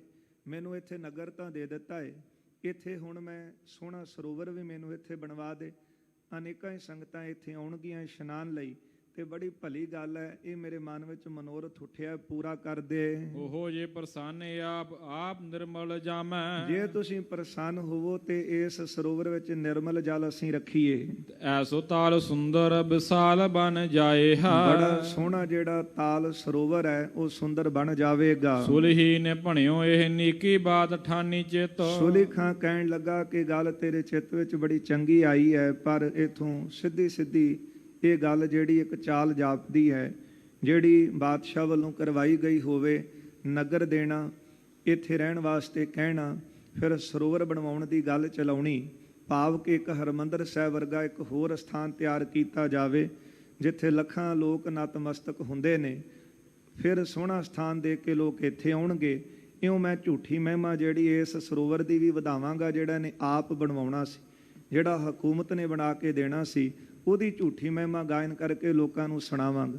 ਇਹ ਗੱਲ ਸੁਣ ਕੇ ਸੋਲੀ ਖਾਂ ਜਿਹੜਾ ਸੀ ਅੱਗੋਂ ਕਹਿਣ ਲੱਗਾ, ਸਭ ਕੋ ਸੁਖਦ ਹੈ ਅਨੇਕ ਨਰ ਨਹਾਏ ਹੈ। ਹਾਂ, ਪ੍ਰਿਥੀ ਚੰਦ ਕਹਿੰਦੇ ਨੇ ਸਾਰਿਆਂ ਨੂੰ ਸੁੱਖ ਦੇਣ ਵਾਲਾ ਸਰੋਵਰ ਹੋਵੇਗਾ, ਅਨੇਕਾਂ ਹੀ ਲੋਕ ਇੱਥੇ ਆ ਕੇ ਇਸ਼ਨਾਨ ਕਰਨਗੇ। ਖਗ ਮ੍ਰਿਗ ਨੀਰ ਪਾਨ ਪੁੰਨ ਹੈ ਮਹਾਨ ਯਾਕੋ। ਤੇ ਇਹ ਗੱਲ ਸੁਣ ਕੇ ਅੱਗੋਂ ਫਿਰ ਸੋਲੀ ਖਾਂ ਕਹਿੰਦਾ ਹੈ ਕਿ ਗੱਲ ਬੜੀ ਚੰਗੀ ਹੈ, ਇੱਥੇ ਖਗ ਪੰਛੀ, ਮ੍ਰਿਗ ਜਿਹੜੇ ਹੋਰ ਜਾਨਵਰ ਹਨ, ਹਿਰਨ ਇਤਿਆਦਿਕ, ਇੱਥੇ ਆ ਕੇ ਪਾਣੀ ਪੀਣਗੇ।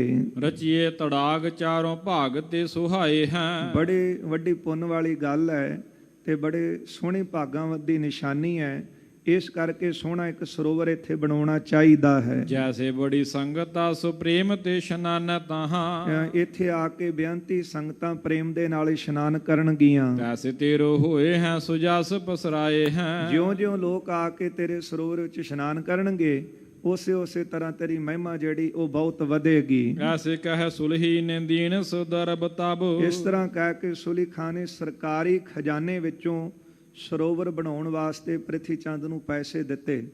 ਹਕੂਮਤਾਂ ਕਦ ਚਾਹੁੰਦੀਆਂ ਕਿ ਗੁਰੂ ਨਾਨਕ ਸਾਹਿਬ ਜੀ ਦੇ ਘਰ ਦਾ, ਸਿੱਖੀ ਦਾ ਪ੍ਰਚਾਰ ਹੋਵੇ, ਕਿਉਂਕਿ ਜਦੋਂ ਗੁਰੂ ਨਾਨਕ ਸਾਹਿਬ ਸੱਚੇ ਪਾਤਸ਼ਾਹ ਜੀ ਨੇ ਹੱਕ ਤੇ ਸੱਚ ਦੀ ਗੱਲ ਕੀਤੀ, ਉਸ ਵਕਤ ਗੁਰੂ ਨਾਨਕ ਸਾਹਿਬ ਮਹਾਰਾਜ ਜੀ ਨੂੰ ਬਾਬਰ ਵੱਲੋਂ ਆਪਣੀਆਂ ਫੌਜਾਂ ਨੂੰ ਕਹਿ ਕੇ ਜੇਲ੍ਹ ਦੇ ਵਿੱਚ ਰੱਖਿਆ ਗਿਆ। ਪਰ ਇੱਕ ਪਾਸੇ ਸੱਚ ਦਾ ਸੂਰਜ ਸੀ, ਦੂਜੇ ਪਾਸੇ ਝੂਠੀਆਂ ਬਾਦਸ਼ਾਹ ਦੀਆਂ ਖੁਸ਼ਾਮਦਾਂ ਤੇ ਸੱਚ ਦਾ ਮੁਕਾਬਲਾ ਨਹੀਂ ਸੀ ਕਰ ਸਕਦੀਆਂ। ਇਸੇ ਕਰਕੇ ਫਿਰ ਜੇਲ੍ਹਾਂ ਦੇ ਵਿੱਚ ਖੜਿਆ ਗਿਆ। ਕਈ ਵਾਰ ਕਈ ਪ੍ਰੇਮੀਆਂ ਤੋਂ ਇਹ ਗੱਲ ਸੁਣਨ ਨੂੰ ਮਿਲਦੀ ਹੈ ਕਿ ਜਦੋਂ ਦਾ ਆਪਾਂ ਦੇਖਦੇ ਹਾਂ ਸਿੱਖੀ ਦਾ ਬੂਟਾ ਲੱਗਾ, ਉਦੋਂ ਦਾ ਹੀ ਸਿੱਖਾਂ ਦੇ ਉੱਤੇ ਬਹੁਤ ਜ਼ਿਆਦਾ ਐਸੇ ਕਹਿਰ ਝੁੱਲੇ, ਐਸੇ ਹਨੇਰ ਝੁੱਲੇ, ਬਹੁਤ ਜ਼ਿਆਦੀਆਂ ਮੁਸ਼ਕਲਾਂ ਦਾ ਇਹਨਾਂ ਨੇ ਸਾਹਮਣਾ ਕੀਤਾ। ਹੁਣ ਵੀ ਕਰਨਾ ਪੈ ਰਿਹਾ ਕਿ ਇਹ ਆਉਣ ਵਾਲੇ ਸਮੇਂ ਵਿੱਚ ਵੀ ਇਸੇ ਤਰ੍ਹਾਂ ਚੱਲਦਾ ਰਹੇਗਾ। ਪਰ ਗੁਰੂ ਨਾਨਕ ਸਾਹਿਬ ਸੱਚੇ ਪਾਤਸ਼ਾਹ ਨੇ ਜਦੋਂ ਹੱਕ ਦੀ, ਸੱਚ ਦੀ ਗੱਲ ਕੀਤੀ, ਉਦੋਂ ਜੇਲ੍ਹ ਜਾਣਾ ਪਿਆ। ਫਿਰ ਗੁਰਦੇਵ ਨੇ ਪਹਿਲਾਂ ਹੀ ਬਚਨ ਕਹਿ ਦਿੱਤੇ, ਜਾਉ ਤਉ ਪ੍ਰੇਮ ਖੇਲਣ ਕਾ ਚਾਉ, ਸਿਰ ਤਰ ਤਲੀ ਗਲੀ ਮੇਰੀ ਆਓ। ਦਸਮ ਸਤਿਗੁਰੂ ਕਲਗੀਧਰ ਪਾਤਸ਼ਾਹ ਜੀ ਨੇ ਜਦੋਂ ਖਾਲਸਾ ਪੰਥ ਦੀ ਨੀਂਹ ਰੱਖੀ, ਤੇ ਸਤਿਗੁਰੂ ਜੀ ਨੇ ਉਸ ਵੇਲੇ ਸਭ ਤੋਂ ਪਹਿਲਾਂ ਸਿਰਾਂ ਦੀ ਮੰਗ ਕੀਤੀ ਹੈ। ਇਹ ਇਤਿਹਾਸ ਸਾਡੇ ਸਾਹਮਣੇ ਹੈ। ਜੇ ਹੱਕ ਦੀ, ਸੱਚ ਦੀ ਗੱਲ ਕਰਾਂਗੇ, ਉਹਨਾਂ ਲਈ ਜੇਲ੍ਹਾਂ ਵੀ ਹਨ, ਉਹਨਾਂ ਨੂੰ ਸਿਰ ਵੀ ਜਿਹੜਾ ਹੈ ਉਹ ਆਪਣਾ ਤਲੀ ਤੇ ਧਰਨਾ ਪੈਂਦਾ ਹੈ। ਤੇ ਜੇ ਐਸ਼ੋ ਆਰਾਮ ਜ਼ਿੰਦਗੀ ਦੀ ਗੱਲ ਕਰਦੇ ਹਾਂ, ਉਹ ਤਾਂ ਫਿਰ ਇੰਨੀ ਗੱਲ ਹੀ ਕਹਿ ਦਈਏ ਕਿ ਆਪਾਂ ਗੁਰੂ ਦੇ ਸਿੱਖ ਨਹੀਂ। ਤੇ ਇਤਿਹਾਸ ਪੜ੍ਹ ਕੇ ਦੇਖ ਲਓ ਕਿ ਹਕੂਮਤਾਂ ਆਪ ਸਹੂਲਤਾਂ ਦੇਣ ਲੱਗ ਪੈਂਦੀਆਂ ਨੇ। ਅੱਜ ਇੱਥੇ ਪ੍ਰਿਥੀ ਚੰਦ ਨੂੰ ਇਸੇ ਗੱਲ ਦੀ ਸਹੂਲਤ ਦਿੱਤੀ ਗਈ ਕਿ ਇਹਨੇ ਕਿਹਾ ਕਿ ਮੈਂ ਗੁਰੂ ਨਾਨਕ ਸਾਹਿਬ ਜੀ ਦੇ ਘਰ ਤੋਂ ਉਲਟ ਚੱਲ ਰਿਹਾ।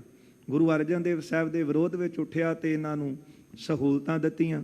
ਜਿਹੜਾ ਵੀ ਸਿੱਖੀ ਦੀ ਵਿਰੋਧਤਾ ਵਿੱਚ ਆਉਂਦਾ ਹੈ, ਉਹਨੂੰ ਸ਼ੁਰੂ ਤੋਂ ਹੀ ਹਕੂਮਤਾਂ ਨੇ ਸਹੂਲਤਾਂ ਦਿੱਤੀਆਂ। ਉਹਨਾਂ ਦੀ ਸਿਕਿਉਰਿਟੀ, ਉਹਨਾਂ ਦੀ ਰੱਖਿਆ ਆਪ ਕਰਦੀ ਰਹੀ। ਅੱਜ ਵੀ ਇਸੇ ਤਰ੍ਹਾਂ ਹੁੰਦਾ ਹੈ ਕਿ ਆਪਾਂ ਦੇਖ ਸਕਦੇ ਹਾਂ। ਰਹੋ ਵਿਚਾਰ, ਸੋਲੀ ਖਾਂ ਨੇ ਆਪਣੇ ਸਰਕਾਰੀ ਖਜ਼ਾਨੇ ਵਿੱਚੋਂ ਬਾਬੇ ਪ੍ਰਿਥੀ ਚੰਦ ਨੂੰ ਧਨ ਦਿੱਤਾ। ਕਹਿਣ ਲੱਗਾ, ਗੱਲ ਤਾਂ ਤੇਰੀ ਬੜੀ ਸੋਹਣੀ ਹੈ, ਤੂੰ ਇੱਥੇ ਇੱਕ ਸਰੋਵਰ ਬਣਵਾ, ਇਹ ਬੜਾ ਵੱਡਾ ਪੁੰਨ ਵਾਲਾ ਕੰਮ ਹੈ। ਪਰ ਪੁੰਨ ਕਾਹਦਾ? ਜਿਹਨੇ ਪੁੰਨ ਜੀ ਤੇ ਨਹੀਂ ਕੀਤਾ, ਮਨੁੱਖ ਤੇ ਨਹੀਂ ਕੀਤਾ, ਉਹਨੇ ਪਸ਼ੂ ਪੰਛੀਆਂ ਤੇ ਕੀ ਕਰਨ?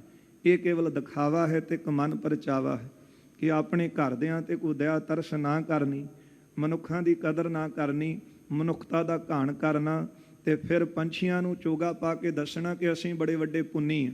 ਇਸ ਤਰ੍ਹਾਂ ਦਾ ਪੁੰਨ ਸੋਲੀ ਖਾਂ ਨੇ ਵੀ ਕਿਹਾ। ਕਹਿਣ ਲੱਗਾ ਕਿ ਇੱਥੇ ਸਰੋਵਰ ਬਣਵਾ, ਅਨੇਕਾਂ ਹੀ ਲੋਕ ਆ ਕੇ ਇਸ਼ਨਾਨ ਕਰਨਗੇ, ਅਨੇਕਾਂ ਹੀ ਜੀਵ ਇੱਥੇ ਆ ਕੇ ਪਾਣੀ ਪੀਣਗੇ, ਪੁੰਨ ਦਾ ਕੰਮ ਹੈ। ਕਹਿ ਕੇ ਆਪਣੇ ਸਰਕਾਰੀ ਖਜ਼ਾਨੇ ਵਿੱਚੋਂ ਪ੍ਰਿਥੀ ਚੰਦ ਨੂੰ ਪੈਸੇ ਦਿੱਤੇ ਹਨ। ਮੇਰੋ ਪੁੰਨ ਹੋਏਗੋ ਤੜਾਗ ਬਣ ਜਾਏ ਹੈ, ਬੜਾ ਵੱਡਾ ਪੁੰਨ ਹੋਵੇਗਾ ਕਿ ਇੱਥੇ ਸਰੋਵਰ ਸੋਹਣਾ ਬਣੇਗਾ। ਪ੍ਰਿਥੀ ਨੇ ਭਾਖ ਕੈ ਪਟਾਸੋ ਲਖਵਾਇਓ ਗ੍ਰਾਮ। ਇਹ ਗੱਲ ਪ੍ਰਿਥੀ ਚੰਦ ਨੇ ਕਹਿ ਕੇ ਤੇ ਸੋਲੀ ਖਾਂ ਪਾਸੋਂ ਪਟਾ ਜਿਹੜਾ ਸੀ ਉਹ ਲਿਖਵਾ ਲਿਆ, ਜਿਹੜੀ ਰਜਿਸਟਰੀ ਸੀ ਉਹ ਕਰਵਾ ਲਈ। ਸੋਲੀ ਖਾਂ ਪਾਸੋਂ ਰਚੇ ਨਿਜ ਧਾਮ ਕੀਨ ਬਾਸ ਸੁਖ ਪਾਏ ਹੈ। ਇੱਥੇ ਰਹਿਣ ਵਾਸਤੇ ਪ੍ਰਿਥੀ ਚੰਦ ਨੇ ਆਪਣੇ ਘਰ ਬਣਾ ਲਏ ਤੇ ਉਹ ਵੀ ਸਰਕਾਰੀ ਖਜ਼ਾਨੇ ਵਿੱਚੋਂ ਬਣੇ ਤੇ ਬਹੁਤਾ ਸੁਖ ਪਾਇਆ।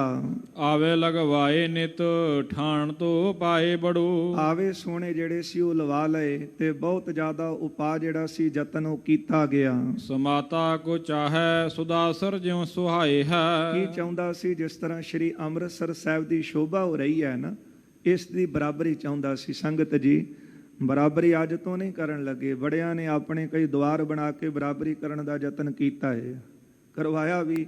ਇਹ ਉਹਨਾਂ ਲੋਕਾਂ ਵੱਲੋਂ ਜਾਂਦਾ ਹੈ ਕਿਉਂਕਿ ਇਸ ਸਥਾਨ ਦੀ ਮਹਿਮਾ ਤੇ ਗੁਰੂ ਸਾਹਿਬ ਨੇ ਬਾਣੀ ਵਿੱਚ ਬਿਆਨ ਕੀਤੀ ਹੈ, ਡਿੱਠੇ ਸਭੇ ਥਾਮ ਨਹੀਂ ਤੁਧ ਜਿਹਿਆ। ਇਸੇ ਅਸਥਾਨ ਦੀ ਮਹਿਮਾ ਸ਼੍ਰੀ ਗੁਰੂ ਪ੍ਰਤਾਪ ਸੂਰਜ ਗ੍ਰੰਥ ਵਿੱਚ ਆਪਾਂ ਪੜ੍ਹ ਰਹੇ ਹਾਂ, ਕਵੀ ਰਾਜ ਕਵੀ ਭਾਈ ਸੰਤੋਖ ਸਿੰਘ ਜੀ ਵੱਲੋਂ।